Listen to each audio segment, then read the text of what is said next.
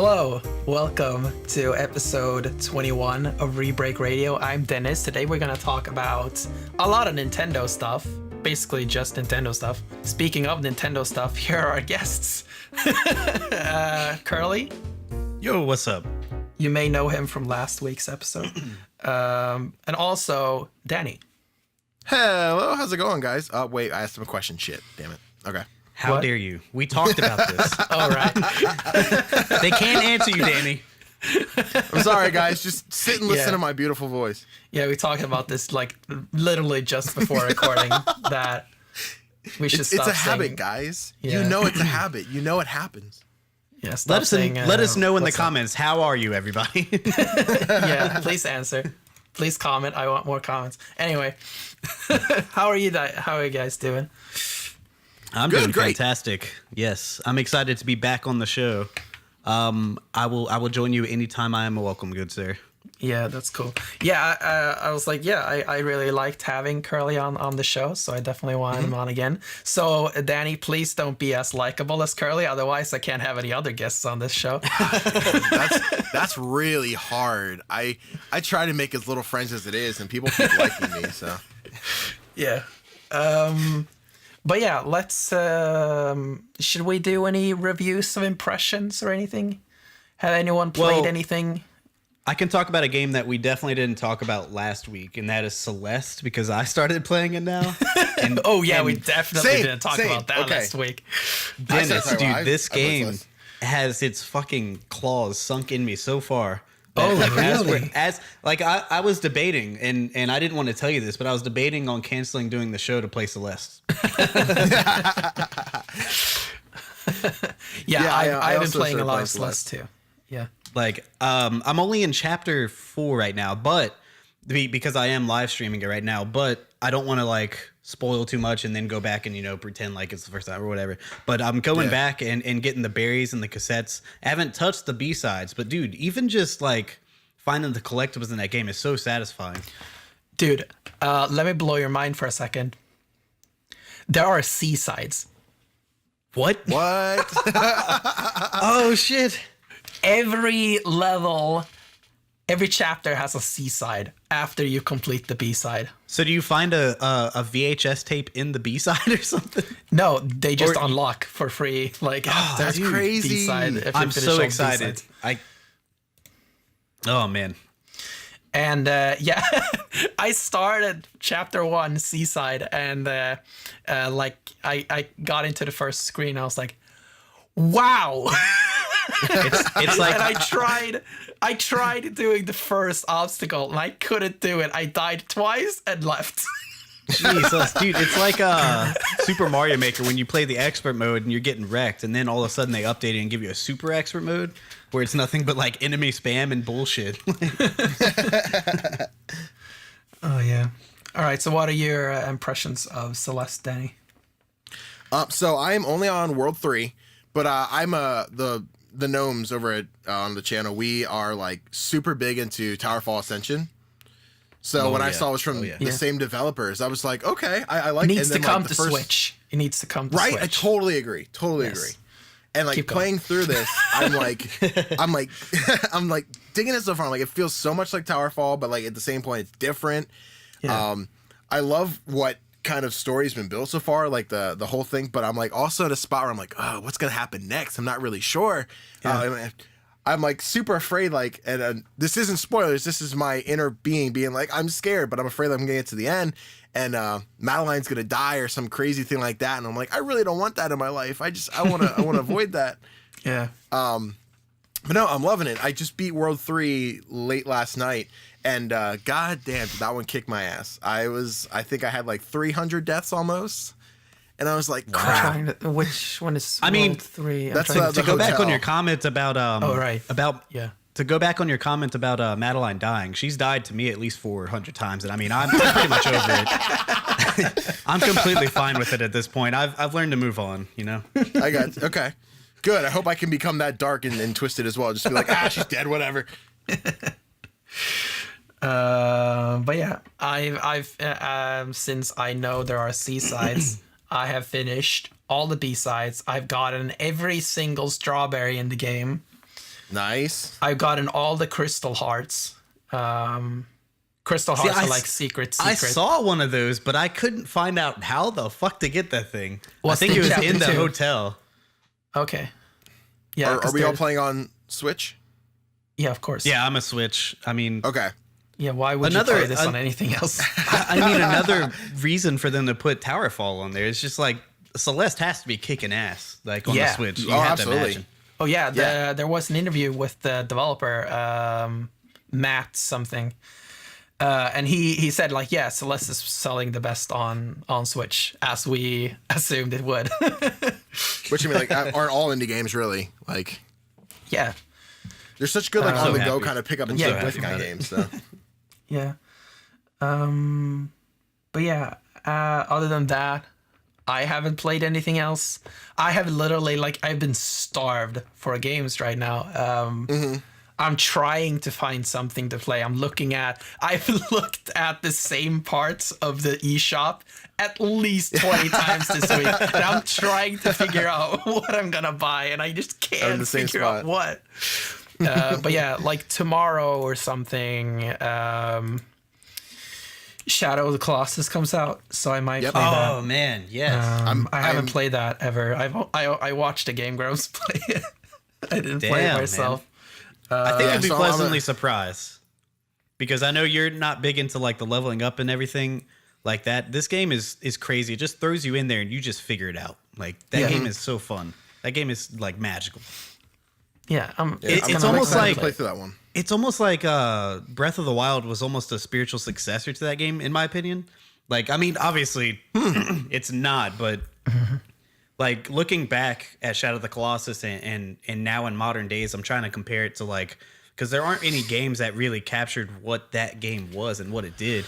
But the only thing that came close to me is Breath of the Wild. But like, I'm super stoked to play that game. Yeah, Breath of the Wild had like the divine beasts, but they're not the same, you know? Right. With you it's talking definitely about this, different.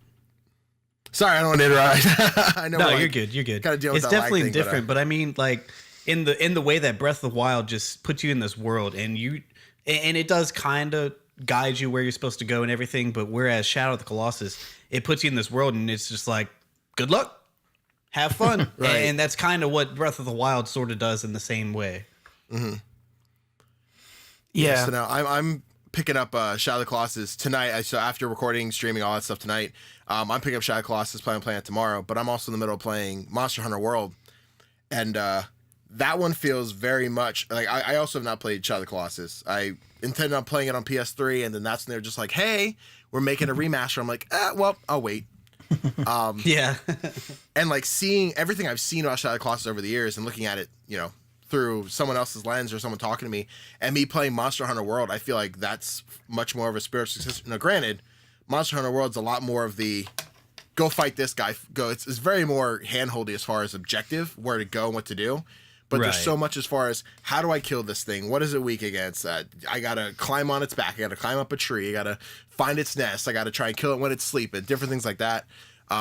So I don't know the depth of Shadow of the Colossus, but I feel like in playing Monster Hunter World, I've prepared myself to play this game tonight and be like, all right, let's kill some big things. Yeah, totally. I could definitely see the comparisons there. I actually have a copy of Monster Hunter World that I am scared to pick up because I keep hearing it's really hard to jump into as a first timer. So I'm very intimidated, but very intrigued at the same time. I've never played Monster Hunter before, and this is my first Monster Hunter game. And sometimes I'm having the worst time putting it down. I'm just like, I fight these monsters, go in and go off. Now, also, I have one of the other friends on the channel who we record with regularly that plays Monster Hunter. He's played it since like the first one. And I've got him kind of like, hey, Danny, so you know, we're going to fight this thing. It's from the old game. They're really weak to this, and that. I know you don't know that yet, but now you know because I told you. And I'm like, oh, okay, cool. So I have someone there kind of talking me through it as well. Right. But when I'm not playing with him, I'm kind of like, I feel like it's kind of a nice place to start. So personal opinion, I think if you're going to start with a Monster Hunter World is a good place to start. Nice. That's very inspiring then, because I've been kind of fighting internally, like because I'm still playing Persona 5, which is going to take me 7 years to beat, and then I've got Celeste, and then there's this other game that's just kind of there, and I'm like, there's a lot of buzz around it, People are saying it's really good, but also I'm hearing that it's very hard to wrap your head around. And Persona has like a 40-hour fucking tutorial, and I'm just like, do I really want to put myself through that again? I don't know. Because I'm also playing Persona. I just beat the first Palace, but then I just beat Wolfenstein the week before, and I don't want to talk too much about what we've been playing. I know we got topics to talk about. Yeah. But Wolfenstein is one of those ones I'm like, I'm glad I played it as early in the year as I did, because I totally just went past it, didn't even pay attention last year, and then playing it, I'm like, holy crap, this game is awesome. Such a good game. Well, that kind of plays into what Dennis was saying. Like, he starved for games. Me, dude, I can wait because I'm still catching up on last year's games. Like, there was so much. Yep. There's so much, man. I mean, I was playing everything as it came out.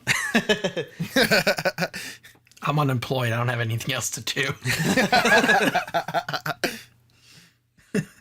Well, that got dark real quick. Yeah, a little bit. I'm gonna stay quiet on Monster Hunter World, because if I start talking about that game, we're gonna talk a lot about how RPGs are really bad. Or we're not into RPGs. Me and Dennis had a discussion about this last time, and how he's a crazy person and he hates RPGs and hates Rare. Those are his exact words. I've had this discussion on the podcast at least 5 times. So I don't like JRPGs because they all feel the same to me.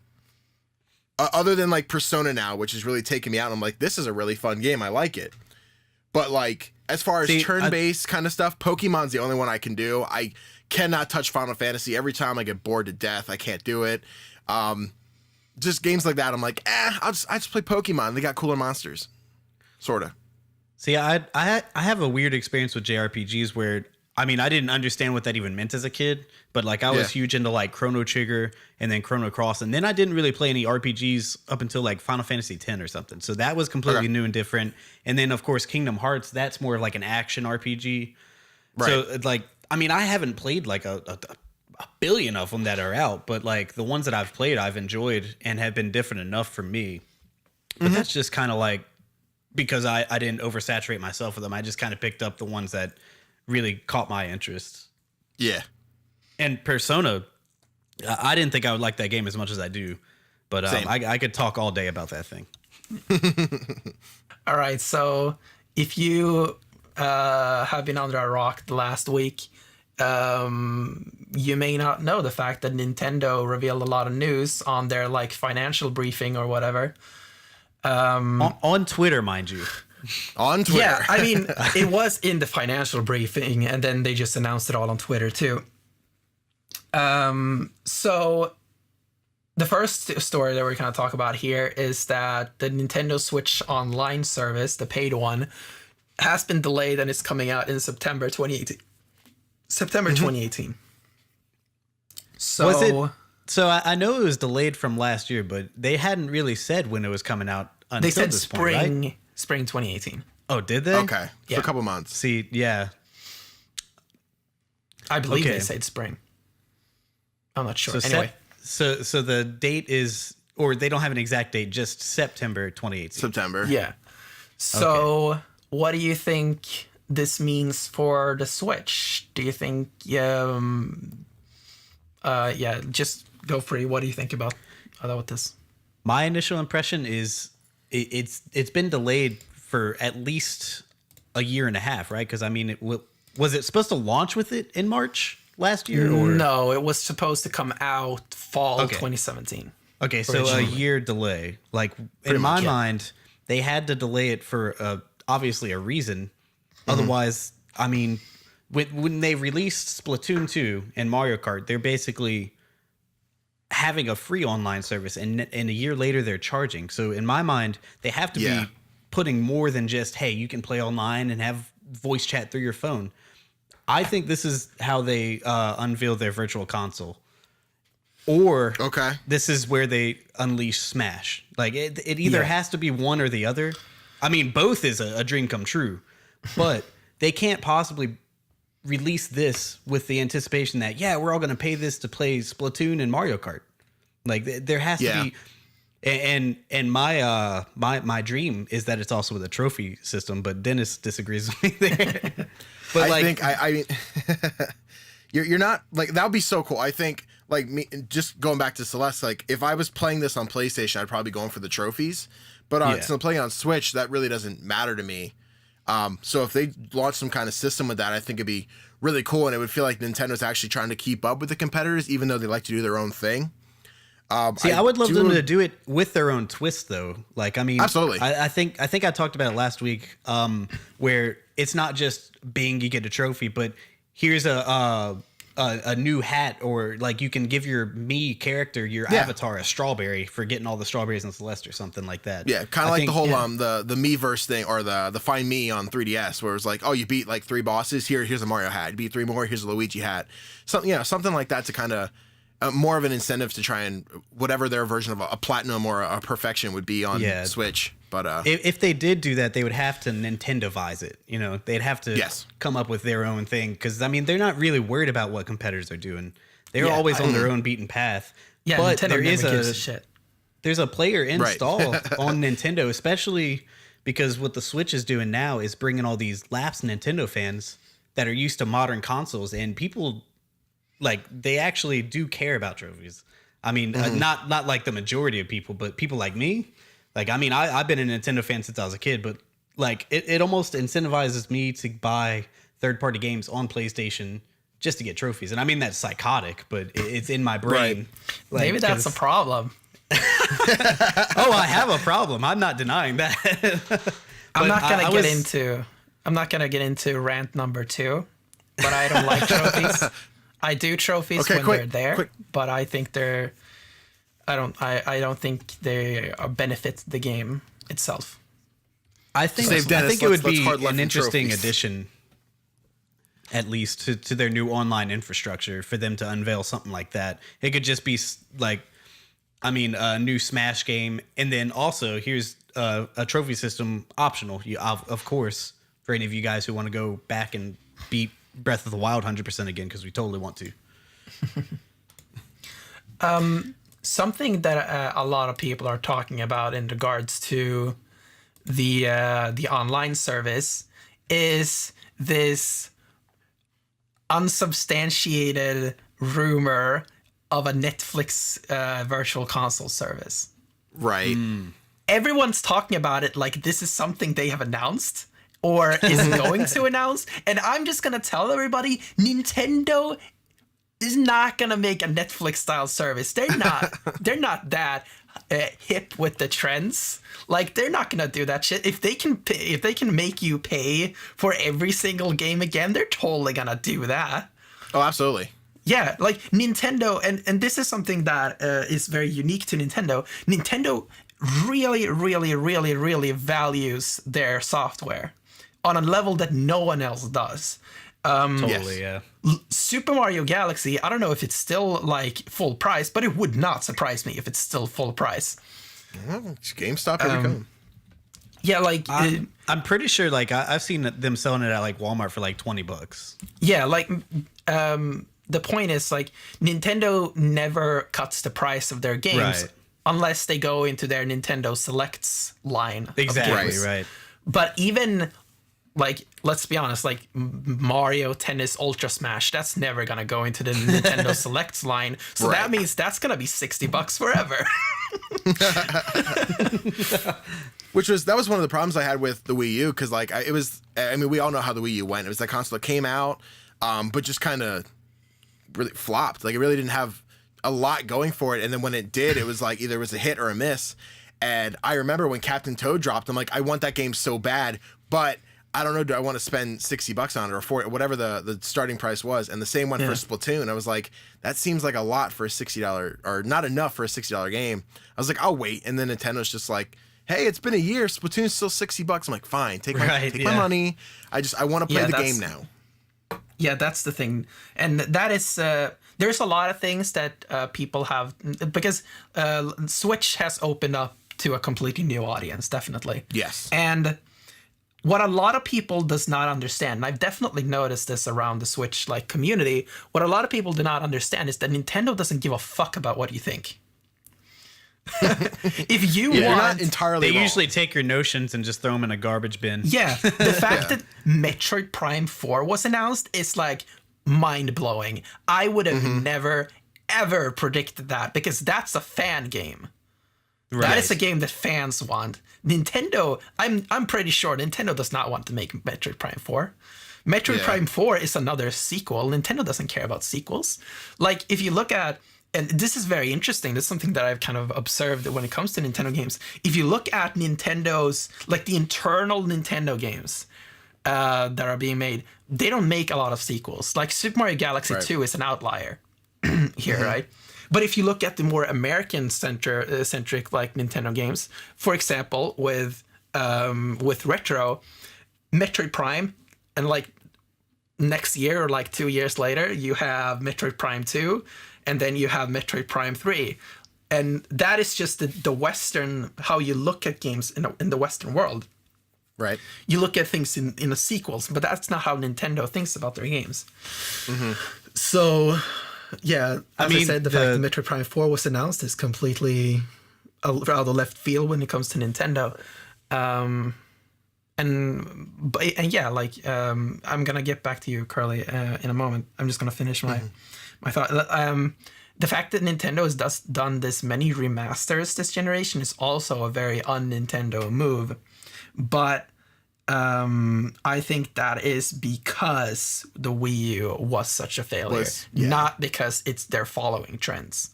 Because they know they had a lot of games that they wanted people to play, but no one bought the Wii U, so it's like this is their comeback for that. So yeah, that's a pretty that makes sense to me. Yeah, and also just to kind of, I said that the Netflix style service is an unsubstantiated rumor, and I'm gonna tell you why it's unsubstantiated rumor. First of all, it comes from two places. The first part was that Nintendo sent out a service before the Switch came out, where they asked people if they would like to have a Netflix, like a subscription service for games. Yeah. And the second thing that's feeding this rumor is the paid online service, and that's why we're talking about it now.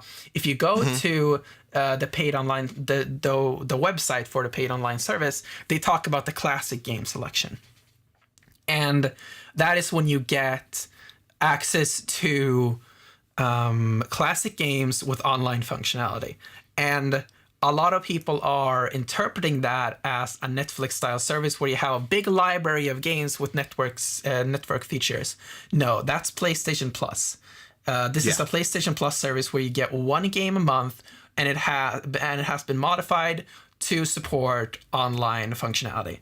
And it would not even surprise me if the online functionality only works for the featured month. Well, I'm pretty sure they never said that you would actually have that game even. Like, it's not even like PlayStation Plus where you download the game and it's yours while you have that subscription. But I'm pretty sure after that month, you don't even have the license That was the original way they did it. But then they revamped it when they announced that when they delayed it, they said that you were going to keep it. I believe. Okay. So, but yeah, I'm just so every time I hear anyone talk about the Netflix service for Virtual Console, I'm like, there is no claim to this. You have to imagine if they implement online connectivity with these games that they would keep the servers on them, right? Or I mean, like, imagine 1 month they have like, I don't know, Smash Melee, and the community is freaking going balls nuts for it. I can't imagine they would just pull it after a month, right? Yeah, that was just like a guess on my part. I said it wouldn't surprise me if the online features are only available for the featured month, but I didn't say that was necessarily going to be the case. But yeah, and I also think it's kind of a weird. Weird thing that people say, like, yeah, the Virtual Console has to be connected to the online service. That doesn't make any sense at all, because the Nintendo didn't even make online games until the Wii. So why would they be connected to the online service? Well, I think the only reason people want to stick with that is because everybody's kind of in that notion that this Netflix thing is the case. That is what's going to happen. Now, I mean, for me, I think that's a really cool way of doing it. It's different for Nintendo. I'd rather be more like Game Pass than it is PlayStation Now, where I have this library, I can download it, so I don't have to stream a game on my Switch. Like, you know, unless these services are going to be amazing, but for $20 a month, I don't imagine it being, you know, that great. Oh yeah, it's not going to be streaming. Definitely not going to be streaming. Yeah, but I think that's why people are they're like, it's going to be this online service. Once their online service, their PlayStation Plus or Xbox Live comes out, that's when we're going to have this Netflix-like thing. And I think that's why they affiliated as such. I would love to see that be the case if I could, you know, go from a catalog, download, cool, I beat it, delete it, whatever. If the trophy thing happens, get my trophies accordingly.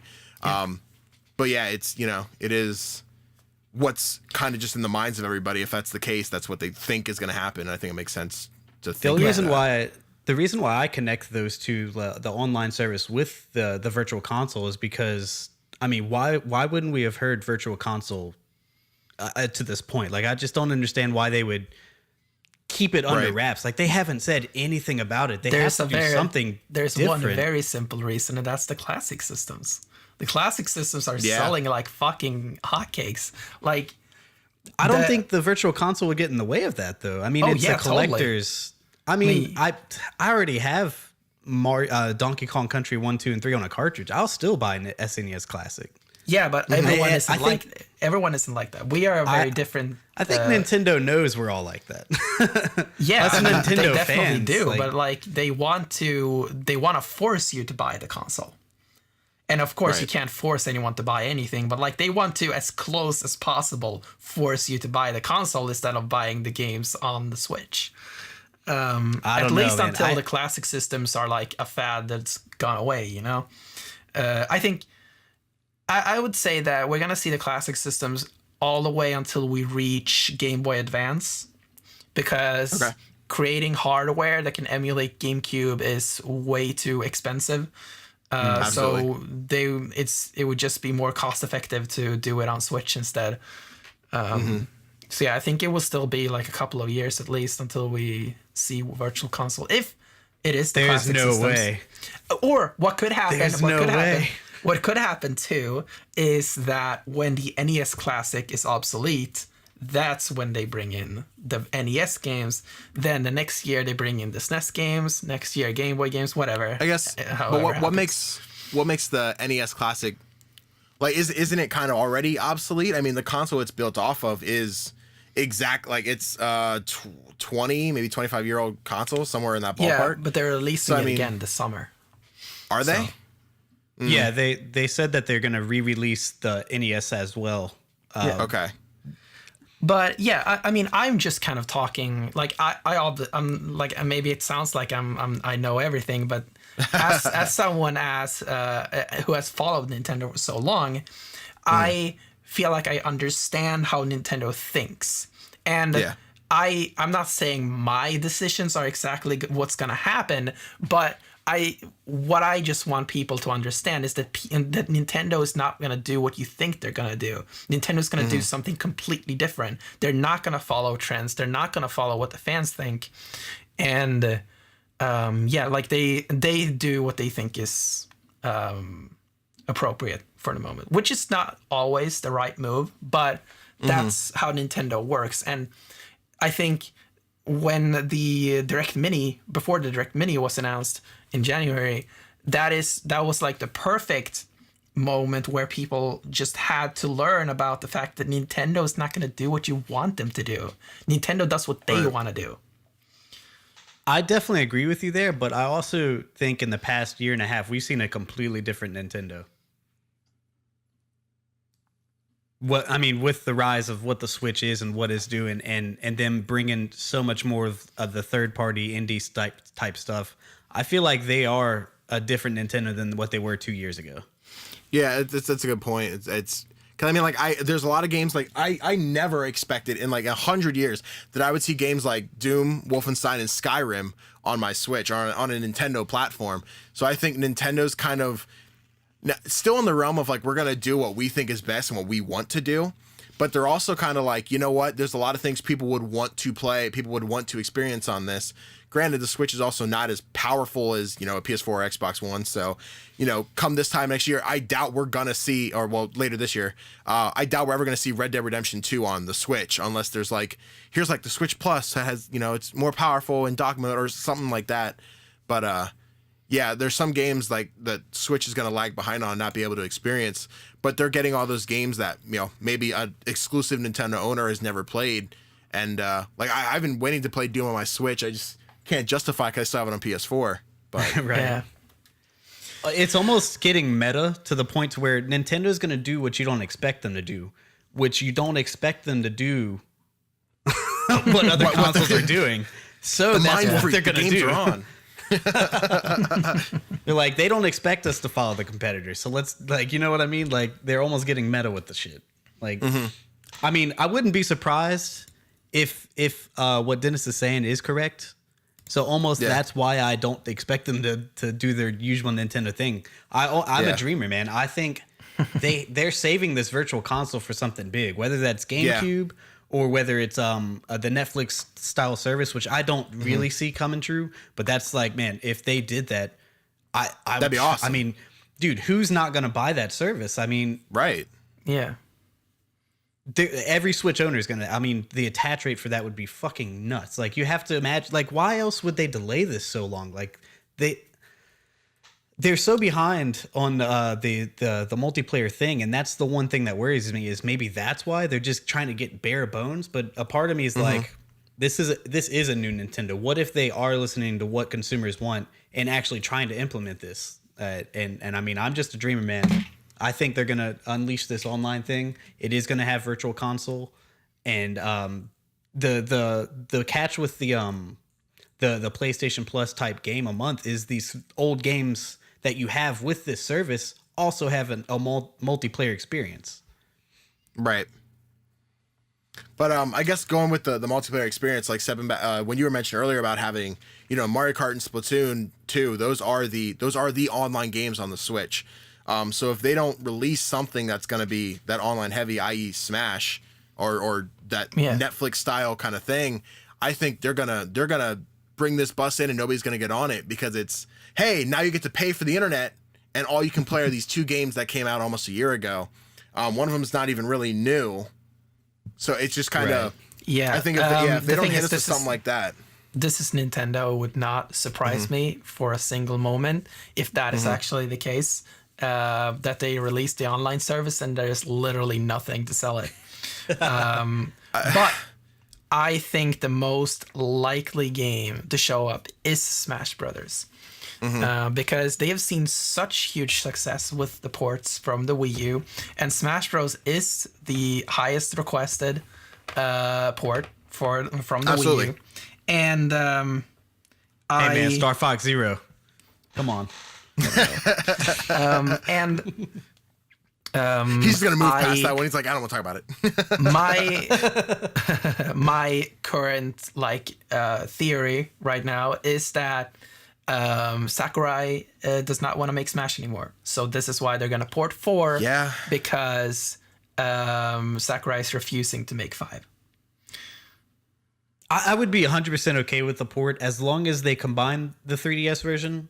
Yeah, and with give the us Wii U one. Give us the DLC, the Wii U, the 3DS, add Splatoon characters, ARM characters, and a couple maps. And I mean, that basically is a sequel to Smash. I mean, the graphics on Wii U are perfectly fine. And I mean, it goes back to what you're saying where Nintendo doesn't do sequels. The exceptions being Mario Kart and Smash. Exactly. They do sequels for them, but it's not I mean, it's only just keeping up with the current hardware. Yeah, it's not the like... Wii U's, yeah, Nintendo doesn't really do annual or biannual sequels. They do generational sequels.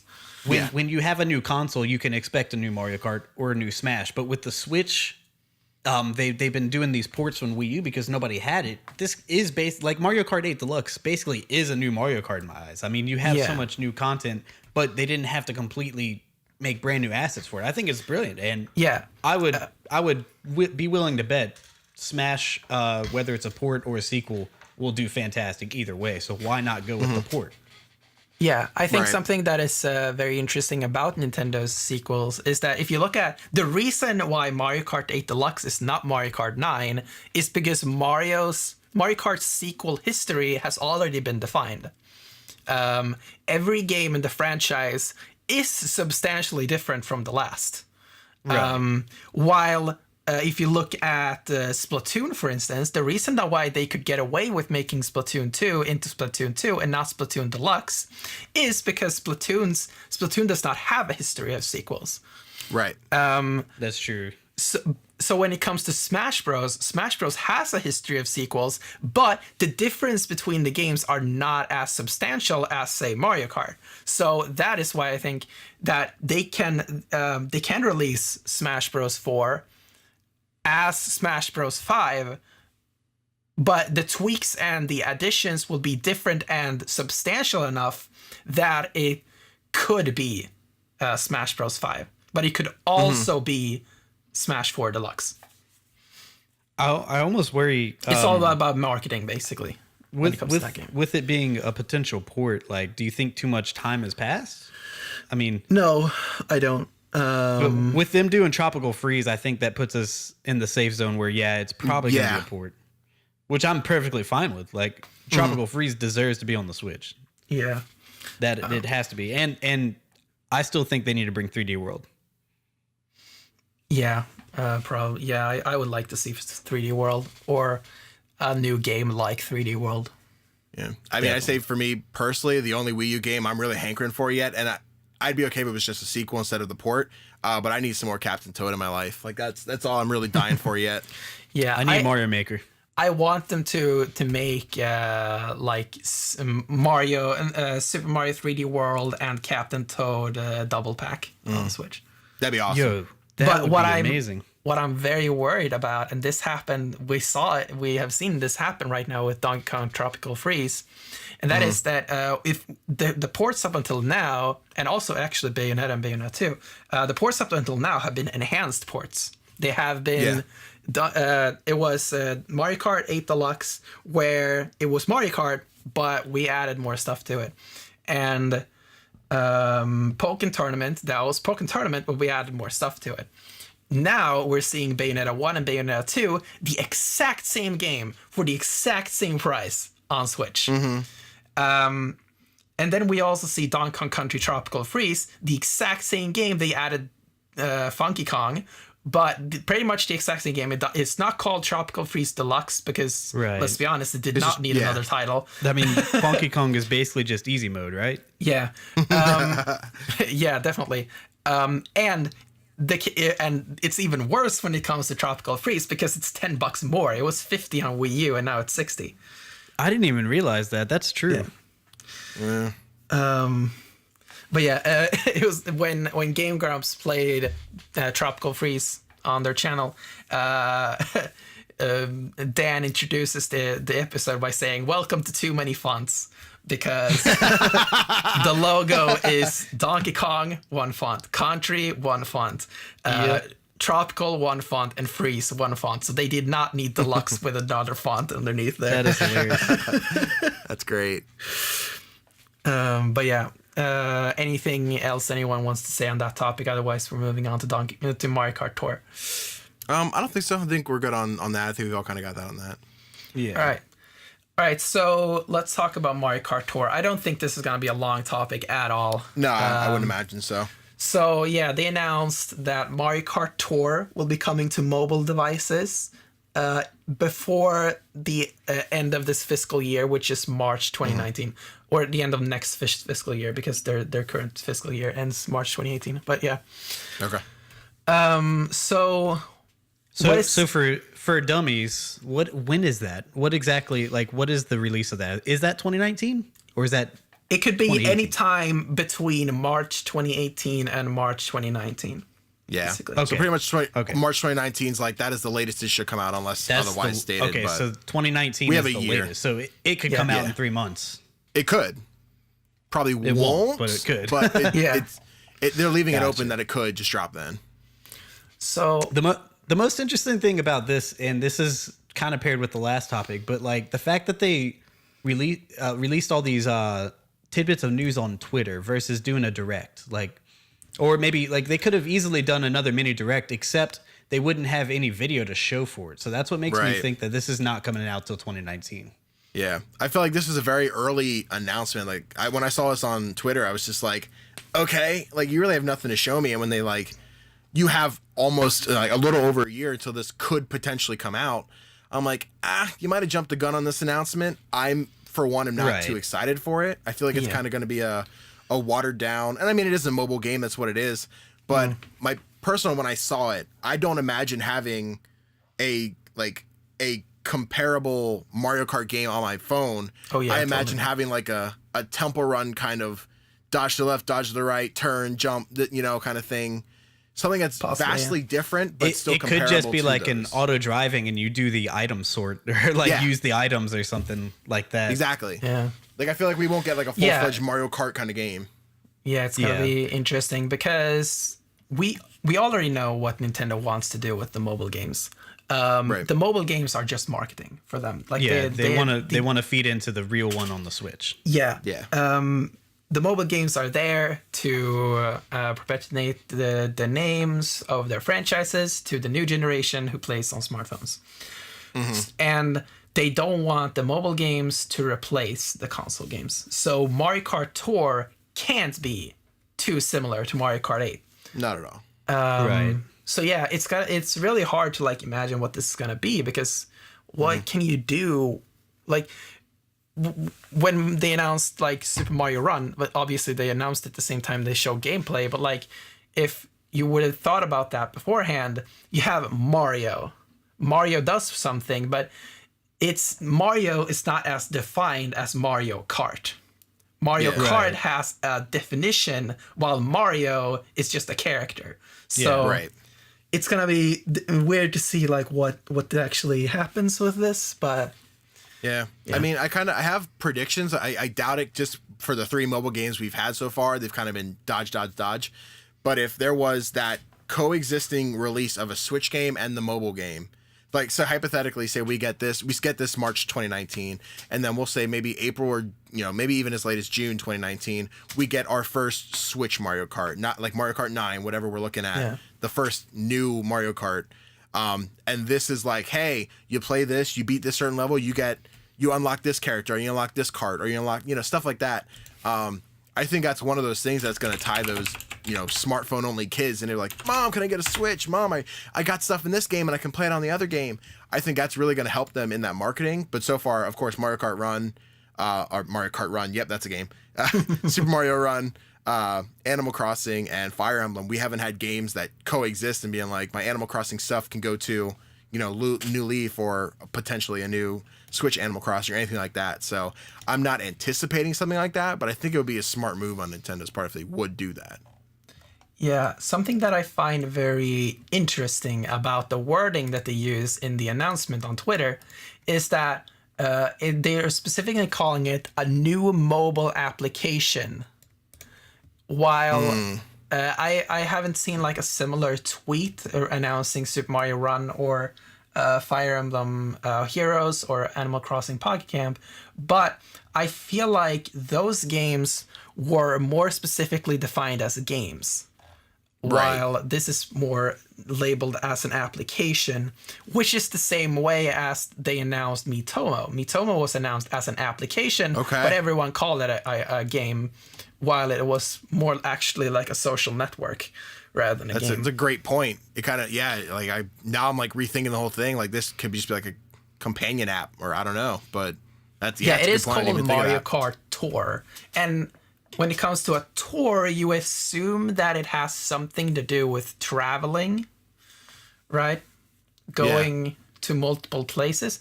I think it was Andre Segers on Game Explain. He said that maybe it's going to be some kind of Pokemon Go thing. Yeah, I was going to say that's what I was just thinking. Yeah. Huh. You can play it while driving. Perfect. Nintendo, you've made everything I've wanted. So what if now this is going to be kind of a stretch. This is a huge stretch. What if this is tying into the Nintendo Switch Online? What if it's tying into the idea that these virtual console games are Netflix type things, and the online connectivity for the Mario Kart game, like say they give us Double Dash or something. And this actually feeds into like you maybe building tracks that you can play with other people using that Netflix type service game, where maybe that's how they get you in with the service, playing a certain game that is more compatible with this app versus Mario Kart 8 Deluxe, to where it's almost a completely different Mario Kart. The Switch, the online service is specifically labeled the Nintendo Switch Online. Yeah. So I don't think because of that, if it was called Nintendo Online, sure, but it's called Nintendo Switch Online. So I think the mobile applications are completely unrelated. Granted, it does Because sound they like a cool, have- like if they had that Yeah. option, but I don't think it Yeah. will happen. But it's great Because to they dream, have- and I'm on your boat with that, man.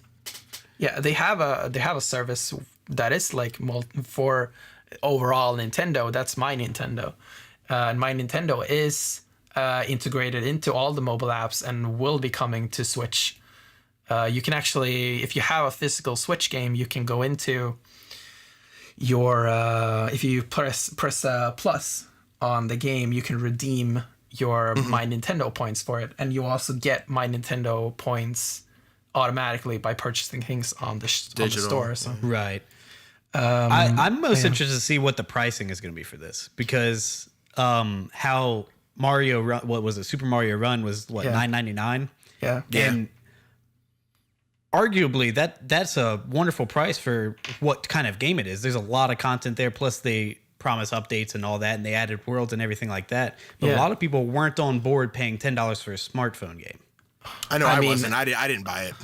I bought it. I thought it. I think the whole argument that a game costing $10 is not worth it, I think is completely stupid, honestly. I think that model is way better than pay as you go. Like, I mean, like games like Animal Crossing, which I mean, I'm not big into Animal Crossing. I'm not in that ecosystem, but people paying this much money to make things grow faster. I don't even know how the game works, but wouldn't you rather pay $10 once and get the full game? I would. I mean, I bought. I was kind of in a weird financial situation at the time, but I bought Mario Super Mario Run as soon as I could. Yeah. I would like. I think it's $10 is not a bad price for that kind of game. However, when I played the free one, I felt like I was pretty much pigeonholed as to we wanted to give you a Mario game on the phone, but it's you automatically run to the right and you just kind of click when you need to. I was like, I don't think I could rather rip my Wii U back out and play Super Mario Bros. Or New Super Mario Bros. U than, like I don't know. It didn't seem like $10 worth it to me. The cool thing that game did, which is on a completely different subject now, the cool thing that game did was the collecting of the different coins and making you use different routes of different difficulty and stuff like that. But I don't know what they're going to do as far as the pricing of this game. If it's going to be like a microtransaction type deal, or if it'll be a pay once and do it. Because I mean, for them to look at how well Fire Emblem did financially versus how well Super Mario Run did, whereas Mario's got the way bigger name and it actually did less financially, you'd have to imagine they want to do Mario Kart with the microtransactions. Right. Yeah. Which is unfortunate in my opinion. Yeah, I'm very afraid that they're gonna do it in like microtransactions and stuff like that. I just think it ruins the game design, and Nintendo cares so much about the game design. Right. But yeah, also again, like these games are about marketing. They're not actually about the game itself. So it would not surprise me if Nintendo has just completely abandoned the concept of paying for a mobile game. Right. Yeah. As far as the marketing thing goes, the timing is weird. The timing's weird because I can't fathom that they're making a new Mario Kart in 2019. Yeah, same here. So it's like, what exactly are they marketing? Are they marketing for 8 Deluxe or just the Mario Kart? See, it seems also kind of late for that, Yeah, I feel that's what I'm thinking. Like, if they're doing the marketing, they're picking poor times to do it. Yeah. Right. I mean, yeah, it's the same way with Fire Emblem and Animal Crossing. The Fire Or Emblem Animal on Switch is Crossing. not out yet. Animal Crossing. on Animal Switch is Crossing not out yet. hasn't been announced or anything. I think that could possibly be a 2018 game. Yeah, and the Switch Fire Emblem is barely announced too. Like we have a Right. title, and we know it's coming out this year. But Mario Kart, I mean, we don't know anything about if Switch is even going to have its own Mario Kart at this point. Like, I Right. mean, who knows? They might just do deluxe and call it a day. And I mean, I hope it has its own Mario Kart. I love Mario Kart. you have to Yeah, imagine that they're doing it, but like, what would be the right time? Like, would it be 2020? Would it be Yeah. because I have to imagine like it's too soon right now, coming off the ridiculous influx of new people playing 8 Deluxe for the first time. Right. Don't know. Yeah. Do we have anything else to say, or do we move on?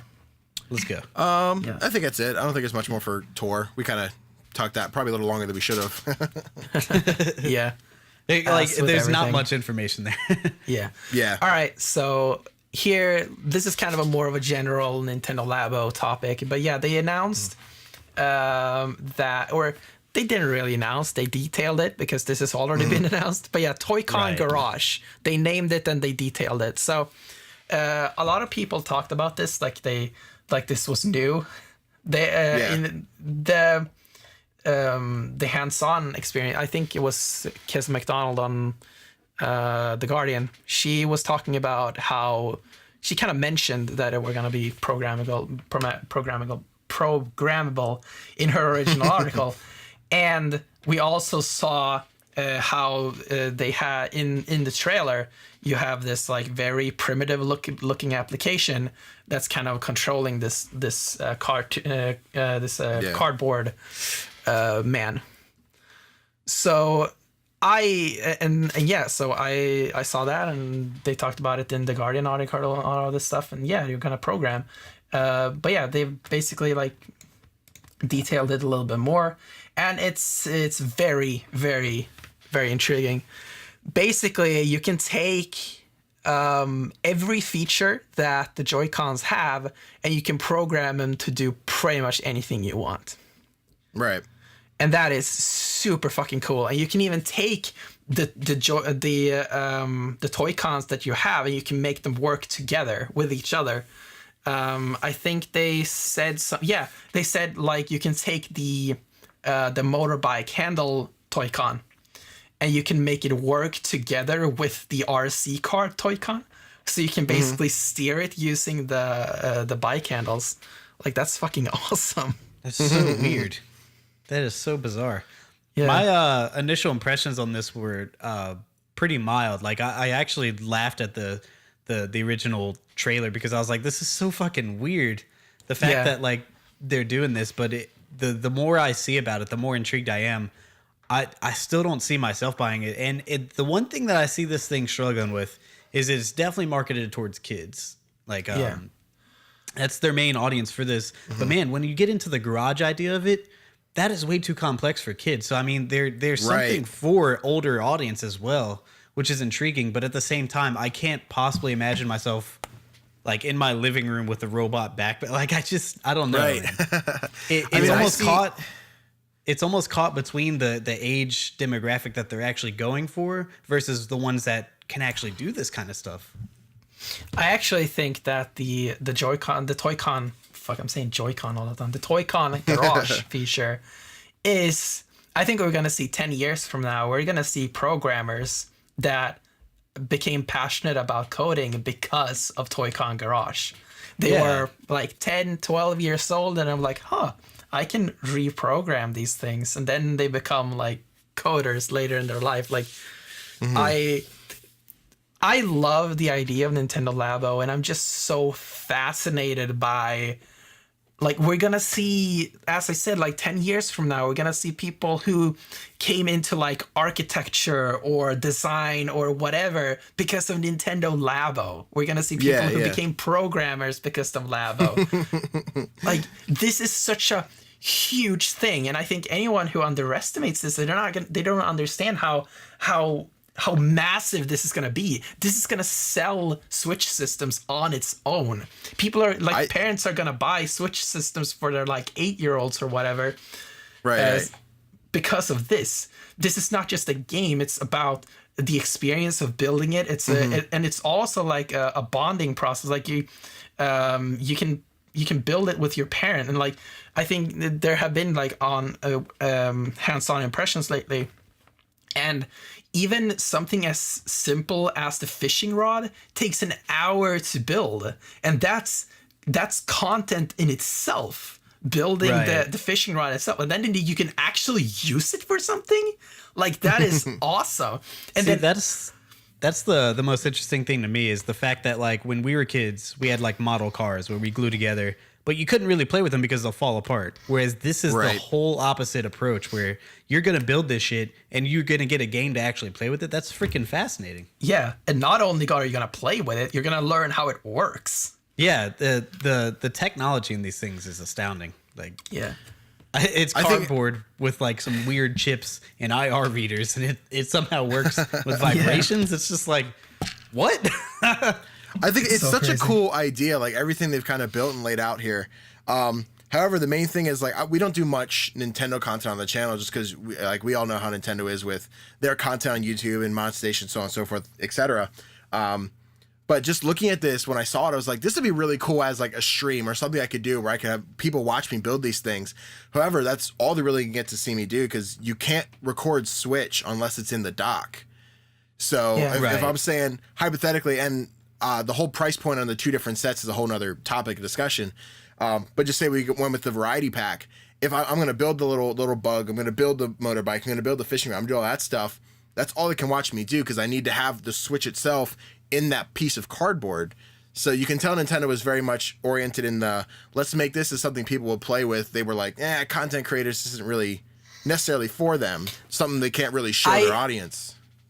Yeah, I also think that recording the thing is not actually the focus of, like, if you were to make a Labo Let's Play, it would be a camera thing. It would not be a recording where even if it's a face cam, this would be something where the screen is actually in the thing, and that's actually part of the experience. If you're playing the house, for instance, like seeing the knobs and switches and all that you place into the house Toy-Con, that is part of seeing it. So if you were to see like gameplay on screen and then like you can't see what's going on with it. Yeah. Which, exactly. You would have so this for the disconnect where, and basically like the house Toy-Con, you wouldn't need to have the Switch actually in the house Toy-Con.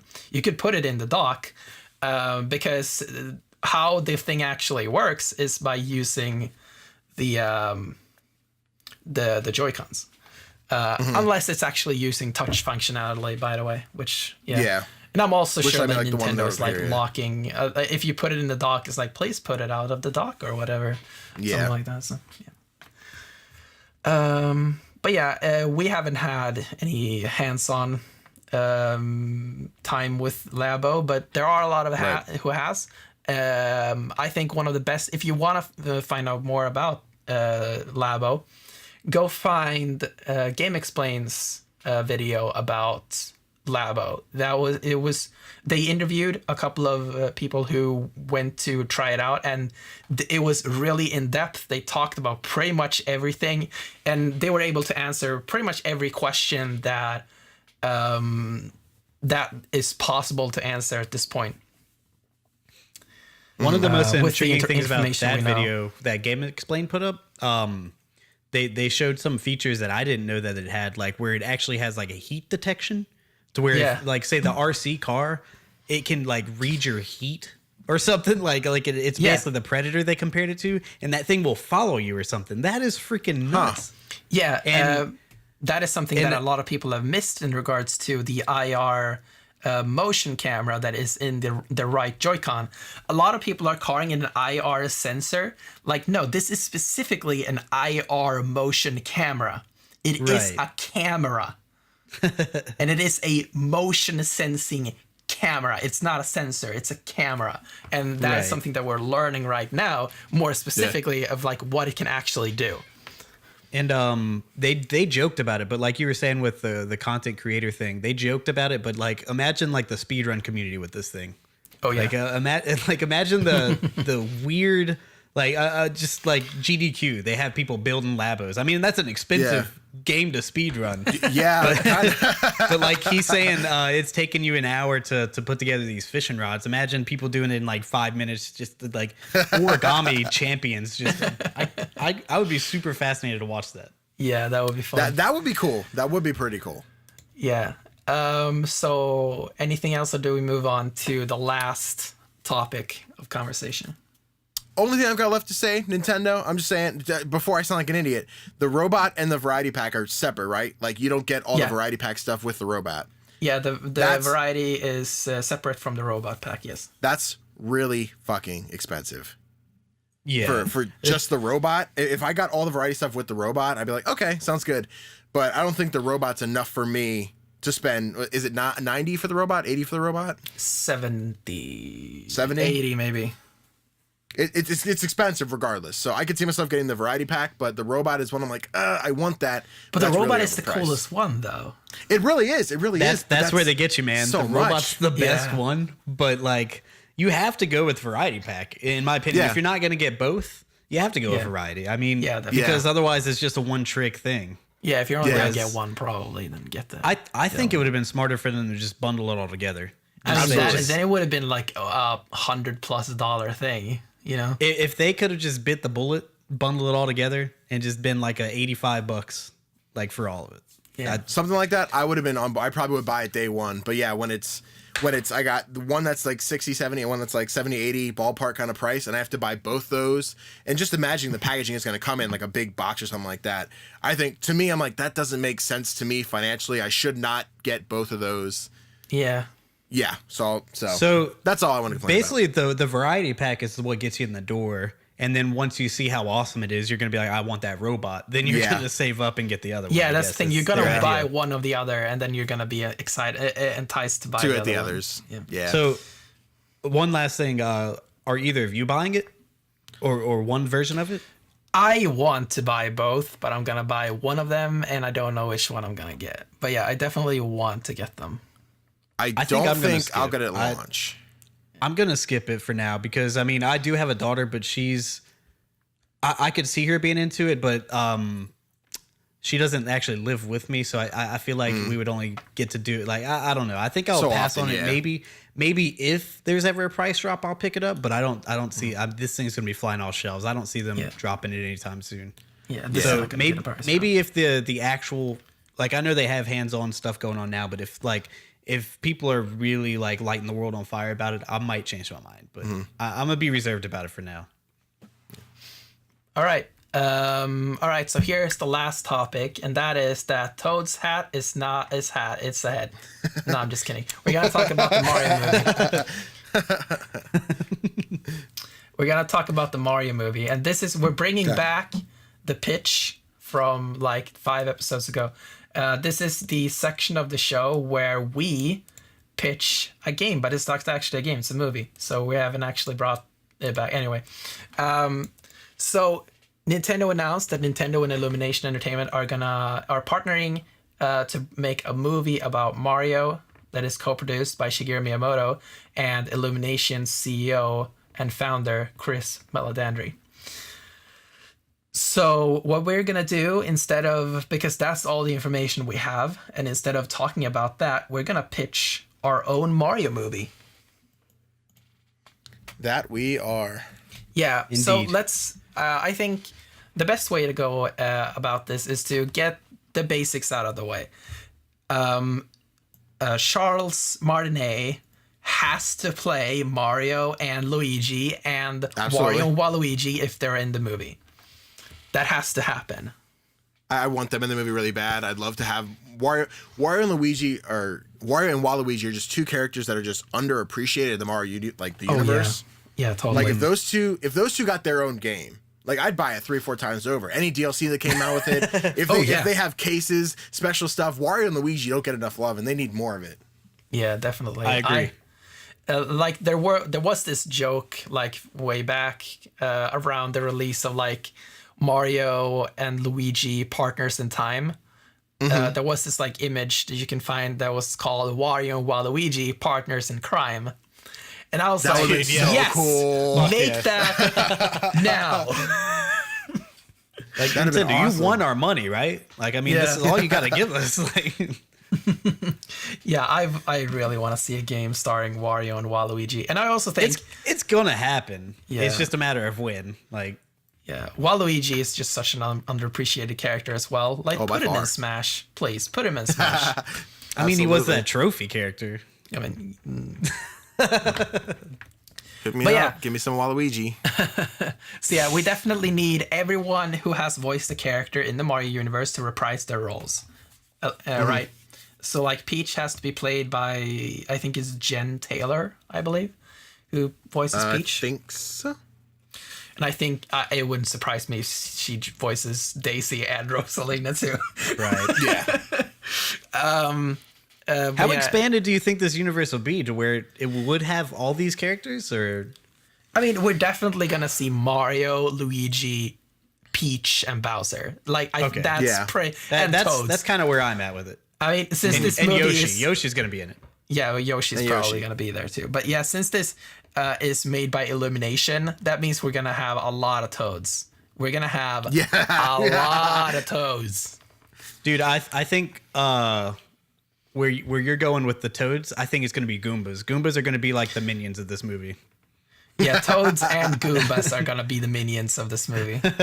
Oh yeah, But anyway, back to our movie. Yeah, Yeah. I forgot to say this. Illumination Entertainment are the creators of Despicable Me and the Minions. And Secret Life of Pets. Just put that in there too. Not a bad movie. I haven't seen it. I haven't seen I thought it was any okay. of their I movies. those by the okay. way. I haven't seen. You haven't seen their any of movies. them? Wow. No, I haven't. I was like, Interesting. No, I can't deal. With I this. like the first Despicable Me. I think the thing is with it being Illumination. Now this is coming as an animator. The thing with Illumination, it's such a far departure from what I think Mario is.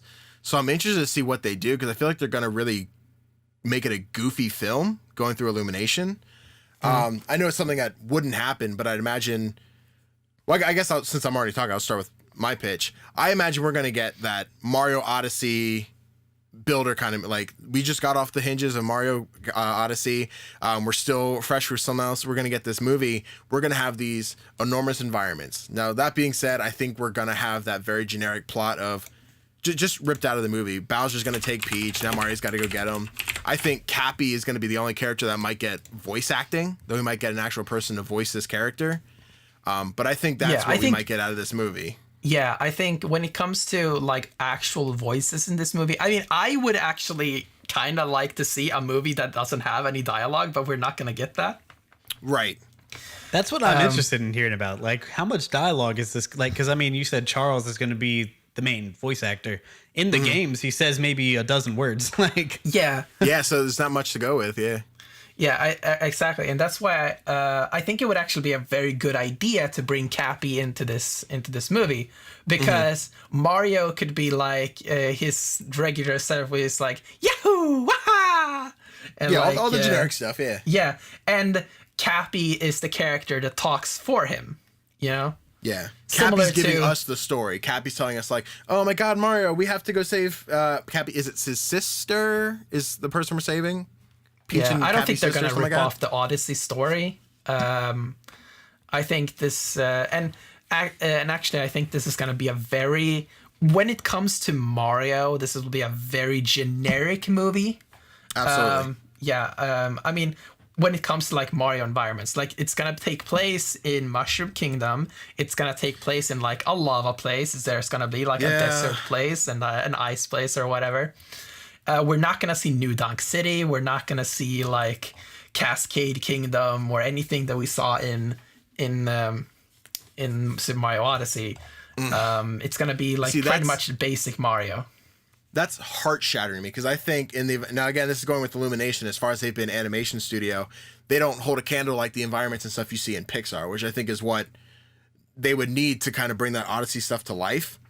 Yeah. But I think having like the forest planet and the ice planet and just Bowser's castle from Odyssey, I think just because it's so fresh and it's a much recent game, I think those environments would make this movie stand out so much from a visual standpoint. I just can't. Yeah. don't like to think I'm in a world where we're just stuck in the Mushroom Kingdom on a very generic, the world we've seen a bunch of times before. I would like to see a more in-depth view of these new worlds, these new planets that we've had in Mario Odyssey, even if it's just like quick and like some traveling montage from Mushroom Kingdom all the way to Bowser's Castle, something like that. But so in your pitch, like in your pitch, they're basically retreading Odyssey storyline, or is this a continuation from the game? It would probably be, if anything, some of the stuff that either would take place post game. So I'm assuming, like, let's say you've both beaten Odyssey, yes? Yeah. Yeah. Okay, so not spoilers, but it's a spoiler for anyone else. Once you beat Bowser and now you're back in the Mushroom Kingdom, kind of from there, it would take maybe a little more of a independent, not so much what you actually get in Mario Odyssey, but something from there, where now we're in the Mushroom Kingdom, right, but something else goes wrong, and we're continuing from there. But even if we get to visit some of those planets that we've been to in the game, I think is what's gonna really stand out visually. New Donk City, is it going to be a live action with CG?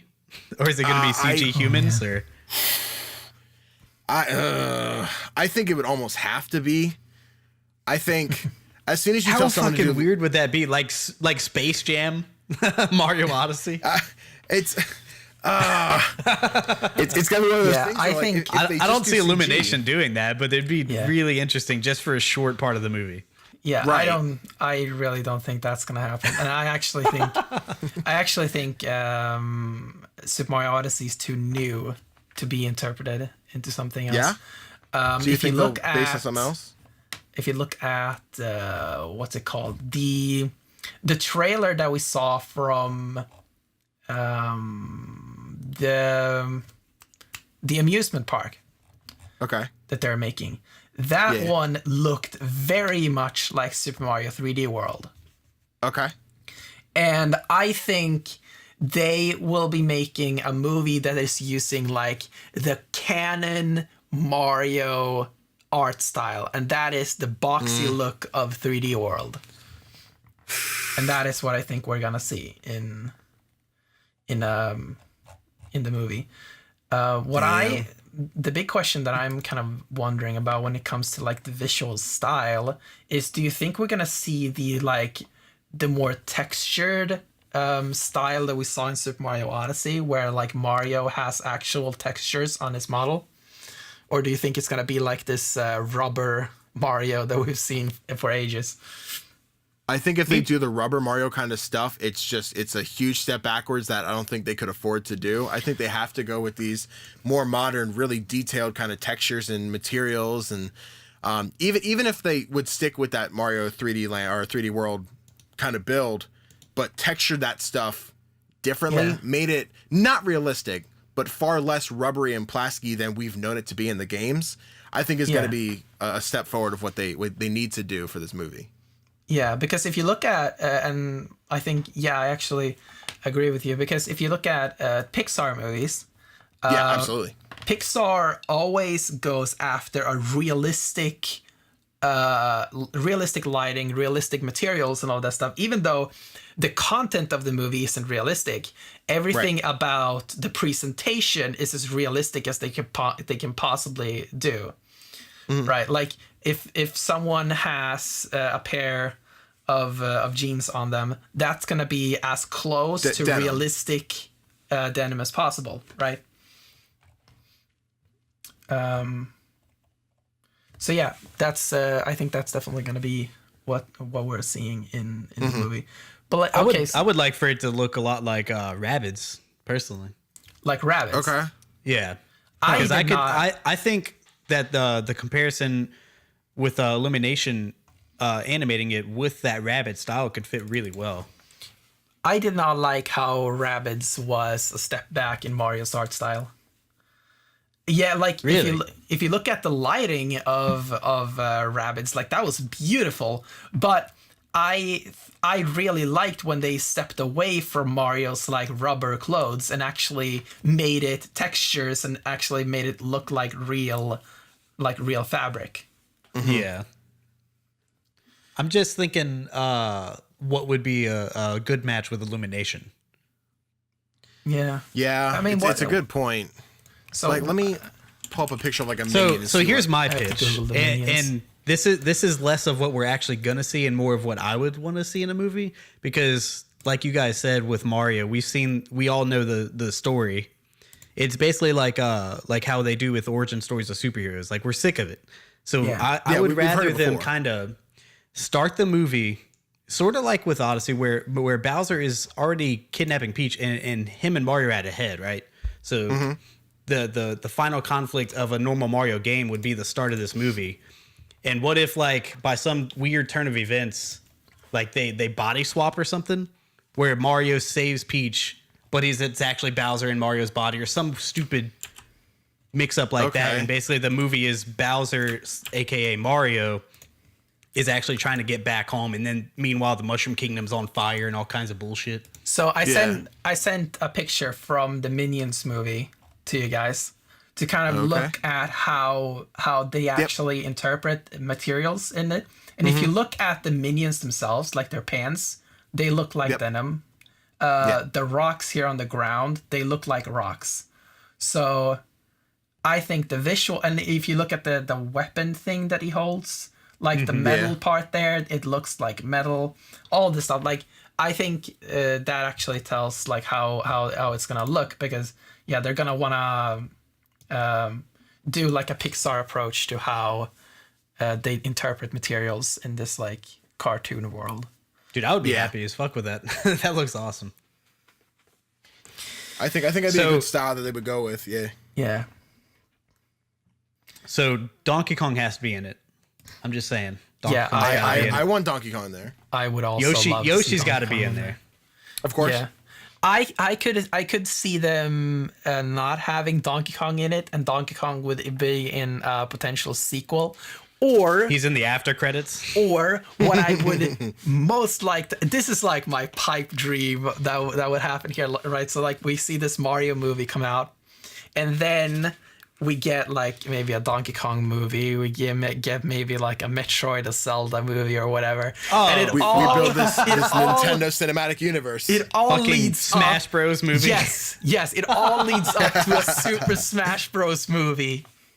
Let's do it. That is basically go. Yeah, it's basically like Civil War or something, where it's the characters are fighting each other.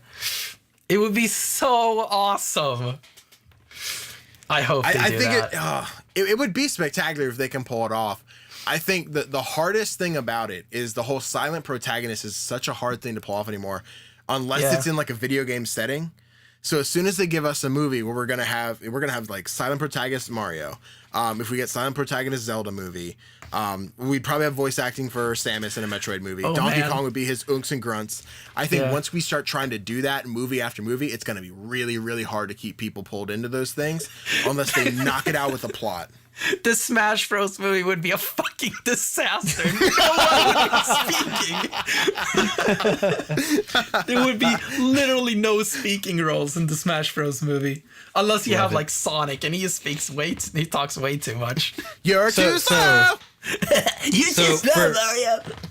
For the final pitch of this movie that I made, where Bowser finally makes it back home and Mario, and the after credit scene, right, is actually like you see Donkey Kong picking up a barrel, and like he lifts open the barrel, and like Detective Pikachu, Ryan Reynolds, is in the barrel, and he's like, "What's up, motherfucker?" And then it just cuts to black. Oh, that would be awesome. That'd be pretty cool. I mean, yeah, like what if the Mario movie like ended and you saw the like shadow of Donkey Kong, and then you heard like that'd be so cool. I'd love it. I'd be so hyped. Oh man, I mean, yeah, like I think when it was like rumored that we were gonna see like a Mario movie, I was like, that's not gonna work. But like the moment that sold me on a Mario movie was the intro cinematic to Mario plus Rabbids Kingdom Battle. Yeah, it was so totally, good. Yeah, that was so fucking cool. Like when this vortex like shows up, and Mario's like jumping between hovering hovering platforms. I was like, wow, we need to see this be a full movie. Right? So cool. So fucking epic how he was like jumping between all this stuff. It was so cool. I mean, in the movie franchises that is Mario, there's only one way to go, and that's up. You know what I mean? Yeah. Oh yeah, definitely.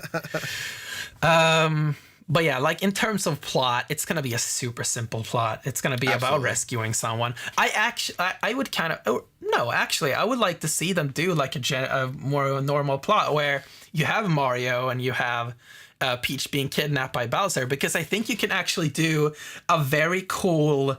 You could kind of do a half and half thing where half of the movie is following like Mario, Luigi, and obviously like 10 Toads or something like that, trying to save Peach. And then the other half of the movie is Bowser and Peach and like their interactions with each other, and Peach their discussion and all of that stuff, because Peach can actually be a talking character, and they could like Bowser's gonna be a weird one, because I think they're gonna handle him very much like they did in Odyssey, where he's kind of like Mario, Right, yeah. you know. It would actually be really funny. It would be super funny if he had like a Koopa next to him or something that translates him. I was gonna say, like, they gotta put like some subtitles or some shit. Like, That would be super, like if it like a magic Koopa. No. Bowser Jr. speaks. So what if Bowser Jr. is translating what Bowser says to Peach? That would be so funny. It would be so funny. I imagine if Bowser Jr. is in this movie as like you guys remember when Switch launched and they had those like parental control like safety ads and whatever, and like Bowser Jr. was like that was like, hilarious. I imagine him being that kind of comical relief where that. like Bowser's like, you're my princess now, and then all of a sudden you just got like Bowser Jr. like making all this noise like pew, pew, pew, or playing some other like big flagship Nintendo game like on his Switch. Something we haven't seen. That'll be their way to market a game. They're like, we'll see like little Bowser Jr. playing like a new Captain Toad on a Switch, and Bowser's like, shut up over there. It's like, oh, they announced it. That's the new Captain Toad. Oh my god. Oh yeah, a Switch will be Bowser in this Jr. is movie. playing like Metroid Prime 4. Yeah, like we will see a Nintendo Switch in this movie. Our like it's first gonna gameplay happen. reveal of Metroid. Yeah. Yeah.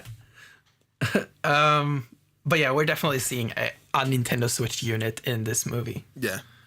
It would be awesome if Bowser Jr. is playing around with Labo. See, Bowser Jr. likes it. You should buy it too. That's amazing. That's a boss fight, him and just in a robot suit. That'd be so cool. All right, so yeah, like let's kind of map out this movie. So we have half the movie is like Mario and Luigi trying to save Peach, and half the movie is like the interaction between Peach and Bowser Jr. Mm-hmm. So what do we need to do to make the Mario and Luigi section of this movie an enjoyable movie? What characters do we need to add to the fellowship that is trying to save Peach? I mean, you gotta have Mario and Luigi. Yeah, like Mario, of course. Yeah, definitely. Mario and Luigi are in that group. What other characters do we need? I think at some point like they're about to die and Yoshi just comes up and kicks some fucking ass or something, and then he's just in the fellowship at that point. I think Yoshi will not have like a major role in the movie, but I would like to see like maybe they traverse through like Yoshi's Island or a similar like Yoshi Forest or something like that. And that's like where they ride Yoshis through the forest or something like that. That would be cool. Like he's there for a significant plot point, but he's not a main character. But he's a crucial to the part they're in. I think what we'd probably need is a couple like boss fights. Some like this is where I think we get like Wario and Waluigi. Like they're trolling under the bridge. Like Mario and Luigi need to get to a certain point, so if they want to keep going for Peach, but it's like you can't get past something like that.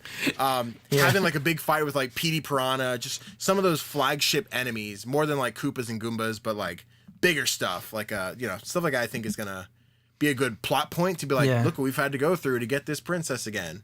Nothing new we haven't seen, but cinematically. So how now, I know we have two halves of the movie, like Mario, Luigi, and Princess Peach and Bowser. What if like how we were saying, like the Goombas and the Toads? What if Toads are watching over the kingdom while like the Goombas are trying to like storm the castle or some shit? And that's that would like be a whole. That'd be cool. Like, that's where like the Toads and those guys come into play, where it's just some goofy shit where Goombas are trying to storm the castle with Koopas and shit like that, and Yeah, that it could could just be be like an all-out war or something. Like, Okay, I came up with a really cool idea now. So the movie is set in 3 parts. There is the Mario and Luigi section. There is the Bowser and Peach section, and then there is the Peach's Castle section, where Bowser's basically Bowser's trying to prevent Mario and Luigi from reaching Bowser's castle, but at the same time he's trying to attack Peach's castle with his army of Goombas and Koopas. So back at Peach's castle,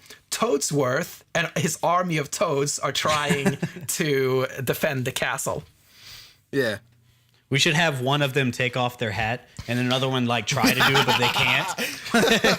They're just like, what the fuck? I just want to see one scene like where the war starts outside of Peach's castle, and like Toadsworth is like with his cane like coming out like, and there's the army of Toads like, what do we do? Oh, wait, what do we do, master? What do we do, Toadsworth? And he's like, go fight, like fucking Toadsworth. It's like fight, and then all the Toads are like, charge. I love it. oh man. Hi, I'm Toad. Yeah, I think there's a lot of potential for this movie, and I think it could do well, just like Ratchet and Clank did. I don't know if you guys were as big in that movie or not, but it was one where I saw in theaters and really enjoyed it, and then got it on DVD, tried to watch it again. I was like, I kind of don't need to see it. I've watched the movie already. I've beaten the game, which is the same story. So I really don't have a reason to watch this movie technically a third time. So I think if Mario's different enough, I don't think we'll get too different. It'll probably be, like we said, say Peach again. But if we get something that's a little bit different, where it's like, I feel like I haven't seen the story time and time and time again, I think it'll have that replayability, that rewatchability. I think they need to figure it out, because the story of the Mario games is always the same, but the gameplay is different. So they have to figure out some intriguing way to map this story out, kind of like what we're pitching, where it's got to have like the goofy humor that all cartoon movies have, but at the same time, it's got to have, some sort of weight and depth to it, which, I mean, they could be traversing the desert, the ice place. They could experiment with power-ups and shit like that. Right. I think this is definitely gonna be kind of like Lord of the Rings. We're gonna see a lot of scenes where just Mario and Luigi are just walking over fields. I feel. Yeah, they should totally do that, but obviously parody those movies. Like, I mean, make fun of itself. Like, yeah, there's definitely gonna be like really a have Rambo. fun with it. Like, yeah, there's definitely gonna be like what's it called? Like where they cut all the pieces, like Rambo thing. What's it called when you cut a bunch of the training? You know what I mean? The montage. Oh, yeah, the montage. Yes, there's definitely going to be a traveling montage in the movie. Yeah. So how do they handle a fight scene in the movie with Mario and Luigi? I'd imagine that'd be closer to some of the cutscenes we saw from like Brawl for like the Subspace Emissary. I think they'd have to kind of take it from that point of view. Because I mean, at most of the fight scenes that we saw in Mario Odyssey were just like Mario jumps on the ship, Bowser's like, get away, punches him. It's like, now we're back to adventuring. So I think if we take some of those cool cinematics, cool shots, cool stuff like that, I think that's how we're going to get some interesting, some fight scenes in the movie. Yeah, I came up with a really cool thing that would actually like incorporate a pretty cool like Easter egg. So imagine like maybe I don't know how, but there is like a bunch of enemies that Mario is jumping on to kill them. Yeah. So when I don't know exactly how many it is in the games, but I think it's 8 that you have to jump on for you to get a one up. Yeah. Yeah. So he will like, and then the last one he will like. So you'll get the one up sound comes up, and then and it's just like a pass by, like it's just a reference, it's just an Easter egg. It's nothing significant about it. It just happens, and then the movie keeps going. Right. That would be awesome. I think that's great. The ending climax at Bowser's castle, is he gonna break the bridge with an axe? That would actually be pretty funny. That would be pretty funny. Like, I could totally see that. Yeah, that would be awesome. Do you think they're gonna pull the your princesses in another castle? Oh shit, they should. That would be so funny. Man, I think if they're gonna do it, it has to be either pretty early, Like, or he has to be, makes like, it at all the way exact there. midpoint. Yeah.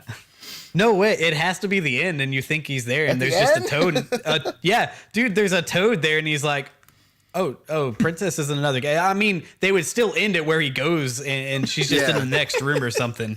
But it would be such a waste if they didn't like just have Toad at the It's- very end, just be like. I can't do the voice like Dennis, man. That was too magical. But he's just like, yo, the princess is in another castle, and she's just next door or some shit. Hey Mario, the princess is in another castle. But I mean, I remember like one of the best like Game Grumps animated episodes are about like a joke that I suppose they were playing Mario or something, and Mario goes into like the room like, oh, Peach is another castle. So they were talking about the logics of that. So how does the Toad know that Peach is in another castle? Did he just She might watch? be- day. she might just be in the dungeon. How the hell do you know? Like, did he just watch Bowser take Peach away? It's like, bye, Peach. Well, I mean, what do you want the Toad to do? Is he gonna stop Bowser? I mean, he's like a 12th of his height or something like that, maybe. Yeah, it was just so funny in that episode. It's like, and especially how they animated it. Like, he was just standing there waving at Peach when she's getting it. See ya, bye. Oh yeah.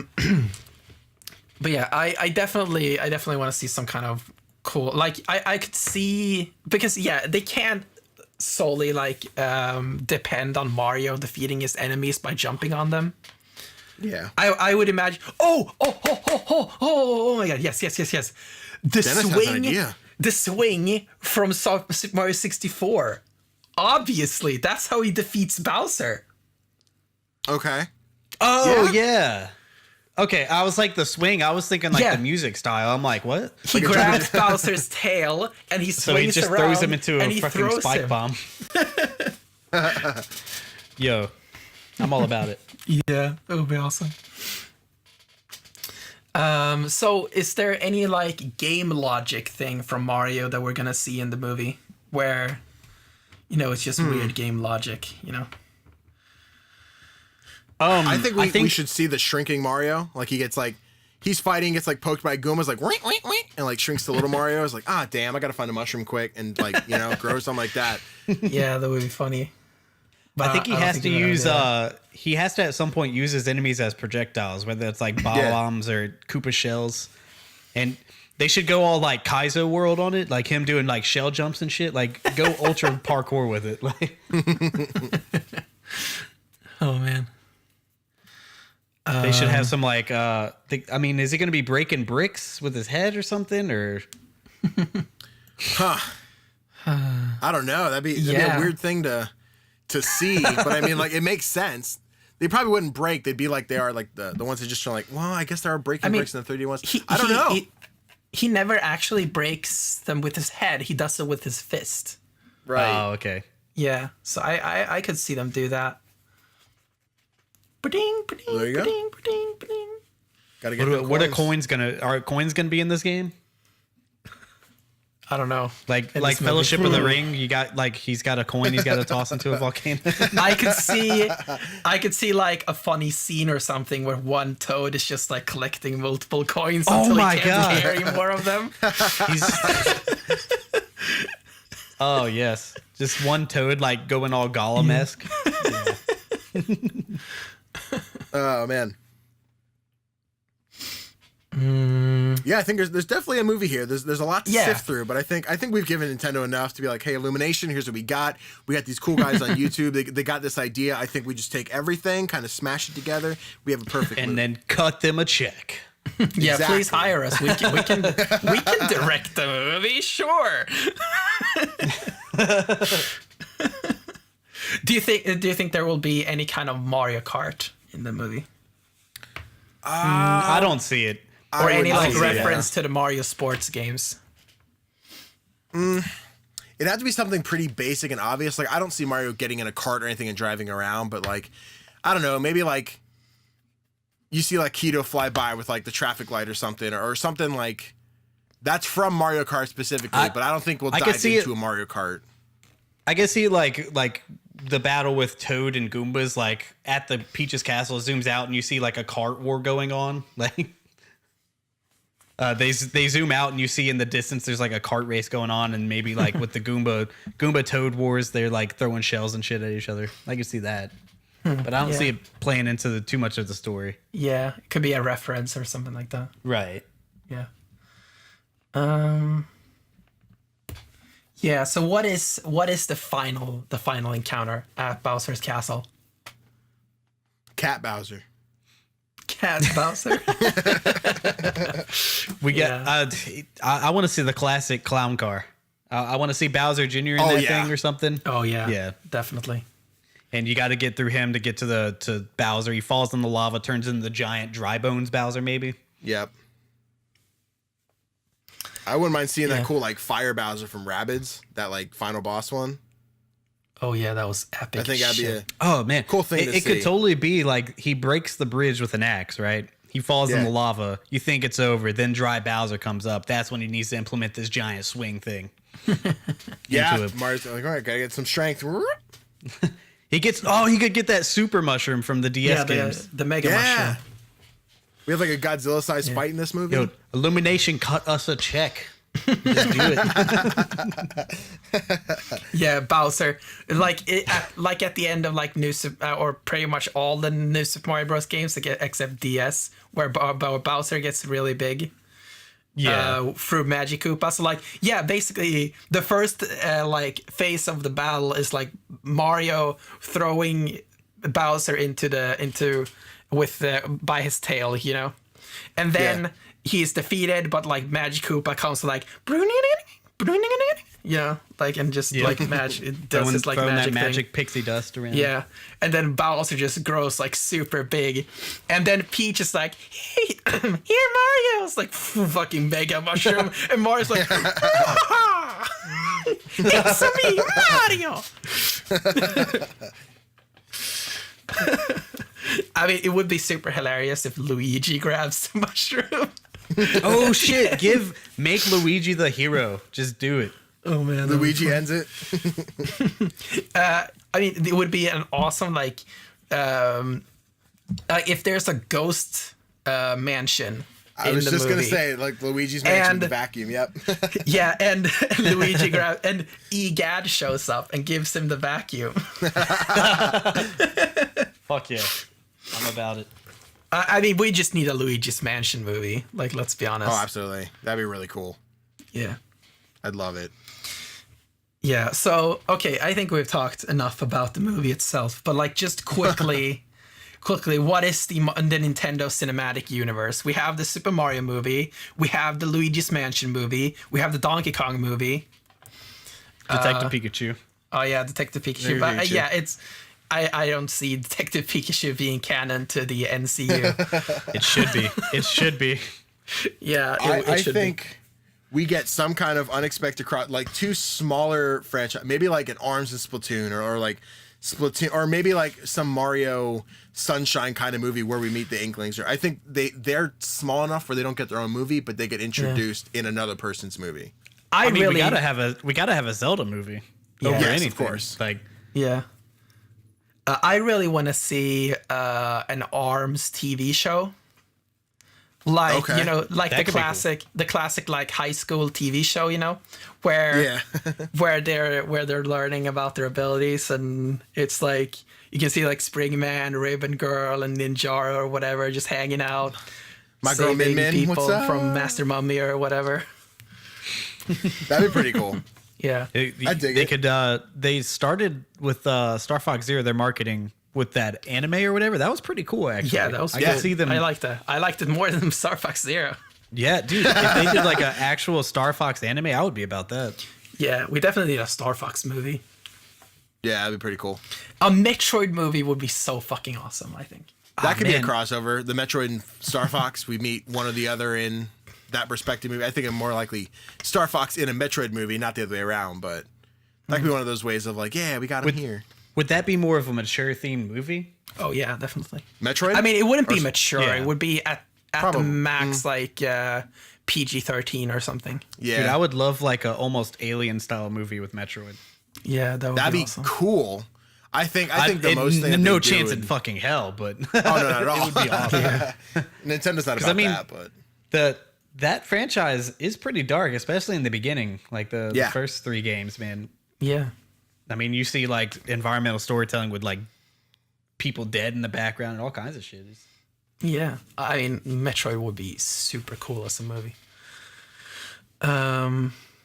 Especially, I think, while I think Other M wasn't that good, like, really love the concepts in Other M, but, like, it wasn't really executed well. Like, the control, like, they shouldn't have mapped the controls to a single Wii remote, for instance. But, like, the gameplay itself was awesome as well. But, like, I like the concept of telling, like, Samus's origin story.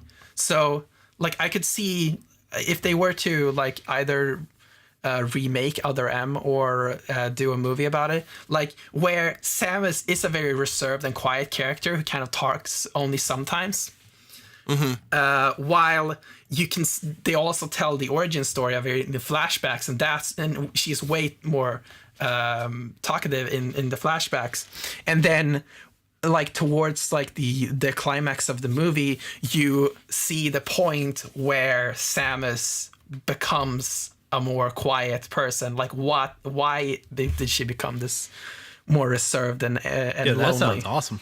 I Yeah. would watch that. That would be super cool. yeah. Yeah. Yeah. Also, we just need a Donkey Kong movie. Like we Of course, just need a Donkey Kong movie. Like Totally. like recently, I've kind of gotten way more appreciation for the Donkey Kong Country Returns and Tropical Freeze In the games. original trilogy. Damn it. I'm gonna try. I'm gonna try to play Donkey Kong Country 2, but I've never been a fan of those games. But yeah, like I just want to see a full Donkey Kong movie where just no one talks, and it's just Donkey. It's just they're just like. It's just Diddy Kong. And it's like, but yeah, it would be awesome. I love Donkey Kong.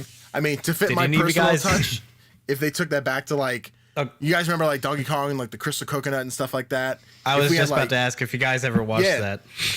If they had like No. King K. Rool and some of those villains Oh in my there, god.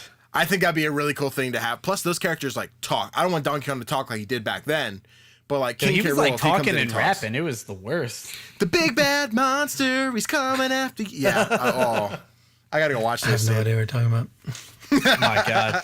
I hate it. Like my daughter watches it on VHS sometimes and it makes me want to just break that tape. I swear to god. It's really cringy. It's weird to watch like 20 years later, but good stuff. So Yo, why is okay? What the hell happened to K. Rool anyway in the new games? I What's don't going know. on there?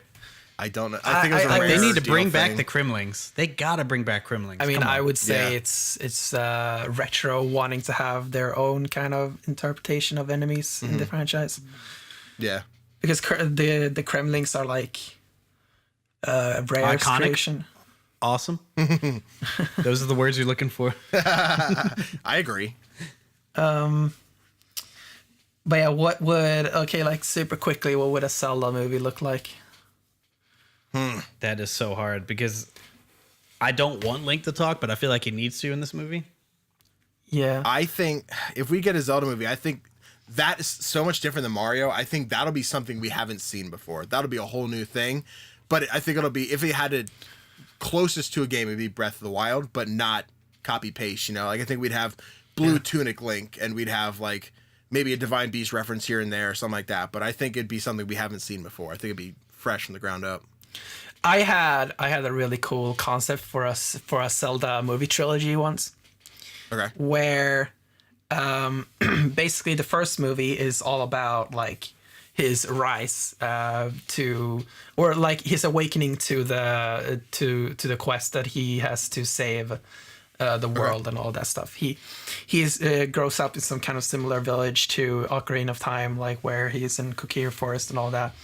And I don't know if he would be a kid or not, but I would imagine that he is either late teen or young or like early 20s. Okay. The entire movie. Are these live action in your mind? Yeah, it's live action, definitely live Okay. action. Okay. But basically what happens is in the first movie, I don't know what the goal exactly would be in the first movie, but for doing something at least. And in the second movie, he needs to sail the seas to find the 8 pieces of the Triforce. Okay. And then when he comes back to Hyrule, then we have basically reached the point where Ganon has taken over, and we reach the adult timeline, basically, of Ocarina of Time. Okay. Where it's basically like an apocalypse. Like everything it's a dystopia, you know?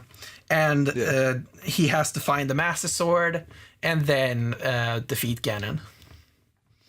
There's no way we can have a whole movie without him getting the Master Sword, though. Like the first movie, what?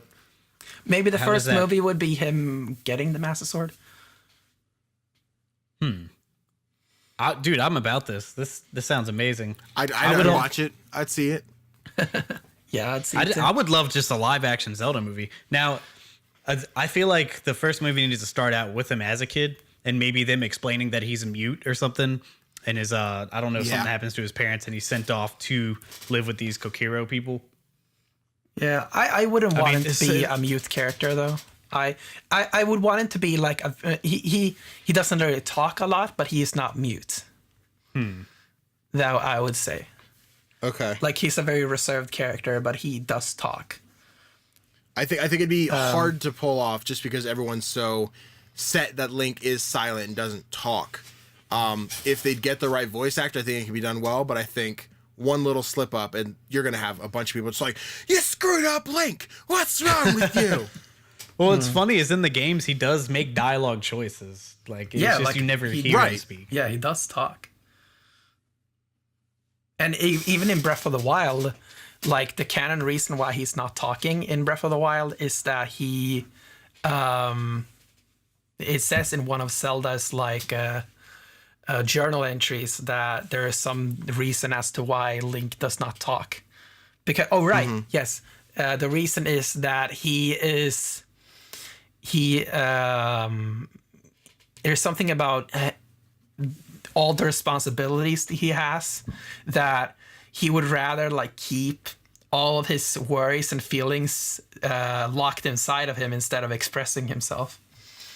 That's Something like depressing. that. Yeah, it's a very, very dark turn. Yeah, Jesus.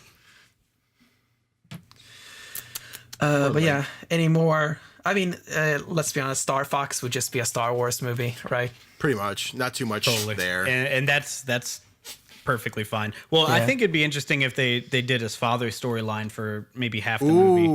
Ooh, okay. Now you've piqued my interest. Hold on. What were you saying? Say that again.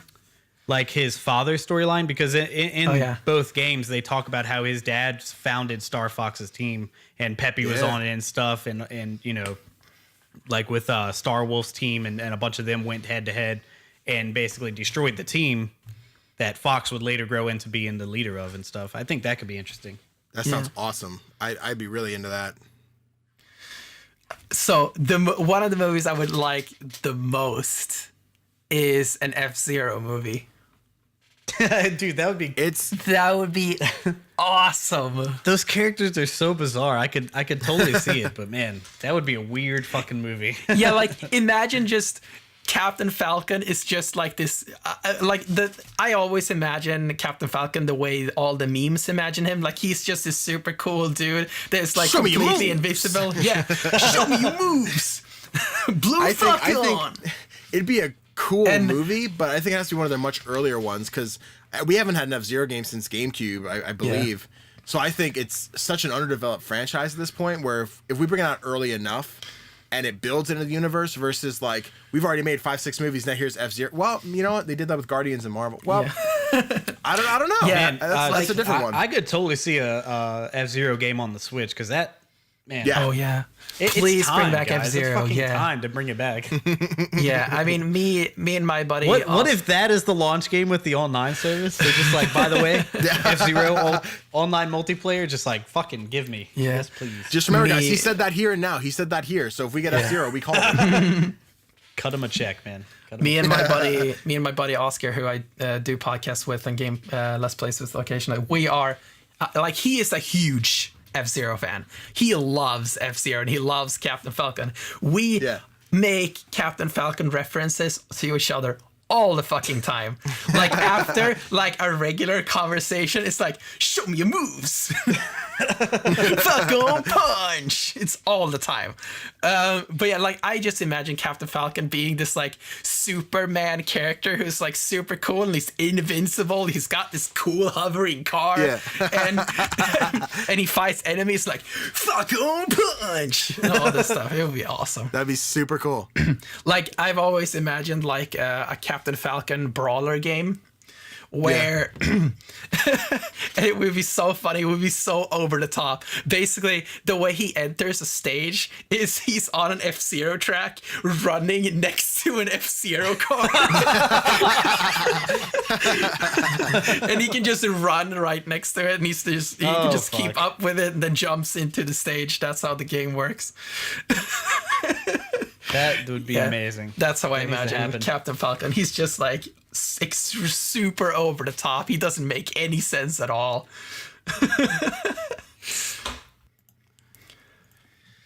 Oh, this universe is something I can get behind. I'd love to see it happen. Yeah.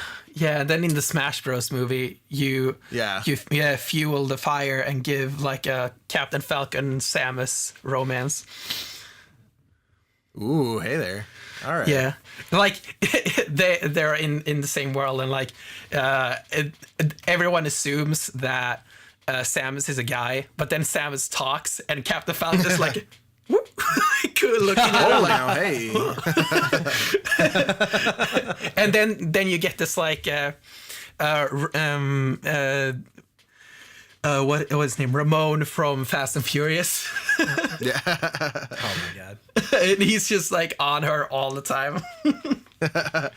Yeah, I'm just like looking at this wall of amiibo I got here. I'm just like, man, the possibilities are endless. Look at that. I'm like looking at Bayonetta. I'm like, Bayonetta movie, Earthbound or Mother movie. Xenoblade one might be pretty weird, but that's a movie there. I mean, Xenoblade would be so controversial because everyone would have way too large boobs. Yeah, which, so be it. It's got to happen. Oh yeah. If we're getting Bayonetta, I think we'll be okay. Right. Oh yeah, Bayonetta. That would be real trouble. Honestly, that became a real movie. But yeah, that's the Nintendo Cinematic Universe. So Nintendo, please make this happen. Please make this happen. The Nintendo Cinematic Universe. But yeah, like at least make the Mario movie that we talked about. It would be awesome. Yeah. Even if the rest of the world hates it, the three people here in this lobby, we're all about it. That's right. Yeah, and then go ahead and do that Luigi's Mansion movie and the Donkey Kong movie and the Metroid movie and the F-Zero movie and the Star Fox movie and all the movies. The list goes on. Yeah, it's weird. Like when you first think about it, you think like, oh, Nintendo's games, they can't be made into movies. But when we actually sit down and talk about it, like, yeah, it would actually be pretty cool. Yeah, I'd be all about it. Especially like if you did somehow find a way to tie it into a shared universe. Yeah, definitely. And yeah, just tying it up into that Super Smash Bros. Movie. It's ridiculous, but man, Yeah. I would watch that. I would totally watch that. Yeah, like Also, Fire Emblem could make a good movie too. Yeah. I don't know if we Yeah. brought that one up. yeah, Fire Emblem. Yeah, I feel Fire Emblem would be too generic. It would be too generic fantasy though, medieval fantasy. Potentially. Yeah, but yeah, I'm imagining like the end of the Mario movie where like they start to set up the Smash Bros. Universe. And instead of the Donkey Kong, it's similar to the Donkey Kong thing I talked about before. I don't know who the character would be to bring them all together, but maybe it's Sakurai himself.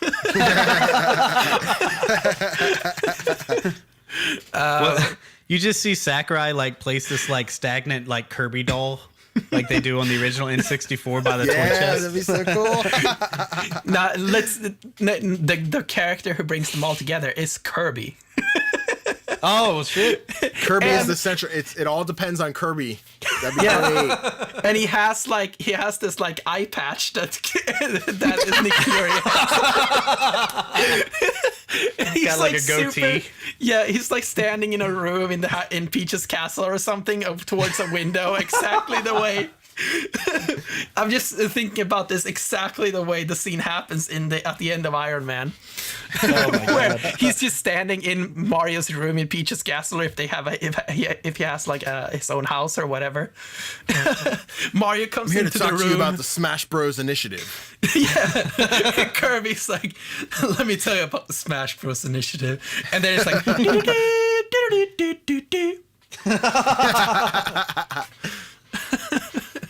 Oh man! Fuck, that would be so awesome. Especially since All it's sounds Kirby. Well, they did also perfect. talk about they announced a Sonic movie. So hey, Oh, Oh man. right, that's a thing. bring God. old Sega boy into the fold. Yeah, well, fucking we'll see if it's Sonic. good. We didn't Yeah, create then we the bring Sonic in movies, we don't know if it'll be Banjo-Kazooie. perfect. Don't play with my heart, okay? Let's not toy with our emotions too hard. All right, I think that's the end of this episode. We have been talking for 2 hours and 15 minutes. Well, you know it happens. That's way past It does. scheduled time. I did notice. I was like, ugh, that's so long. But we're perfect people. But yeah,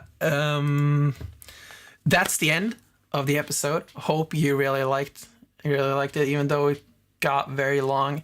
Steam just sent me a notification that there's something on sale. So if you like this, please like, subscribe, share with your friends. Please stop sending me mails. Steam, thank you. Thought you were talking to the audience, like, damn, man. Stop talking to me, people. You just No, watch. you Don't can talk to me. You can talk to me how much you want. Send me messages on Discord. But yeah, where can people find you, Kerley? I do a podcast show as well on Kerley Studios, Kerley Studios, and then I'll also do a gaming channel on YouTube, Kerley Studios Gaming. So you can find me at those places. And yeah, that's it. Right, and Danny? All right, you can find me over on YouTube and Twitch. We are Couch Gnomes. Me and two other guys. We stream regularly. Monday, Wednesdays, me, and then Friday nights is the three of us. And we have all the social media. We got Instagram, Snapchat, Facebook, Twitter. You can follow us on all that stuff. But Couch Gnomes, YouTube, that's our main focal point, really. Yeah, links to all of that will be in the description. Yeah, that is pretty much it. Thanks for listening to episode 21 of Rebreak Radio.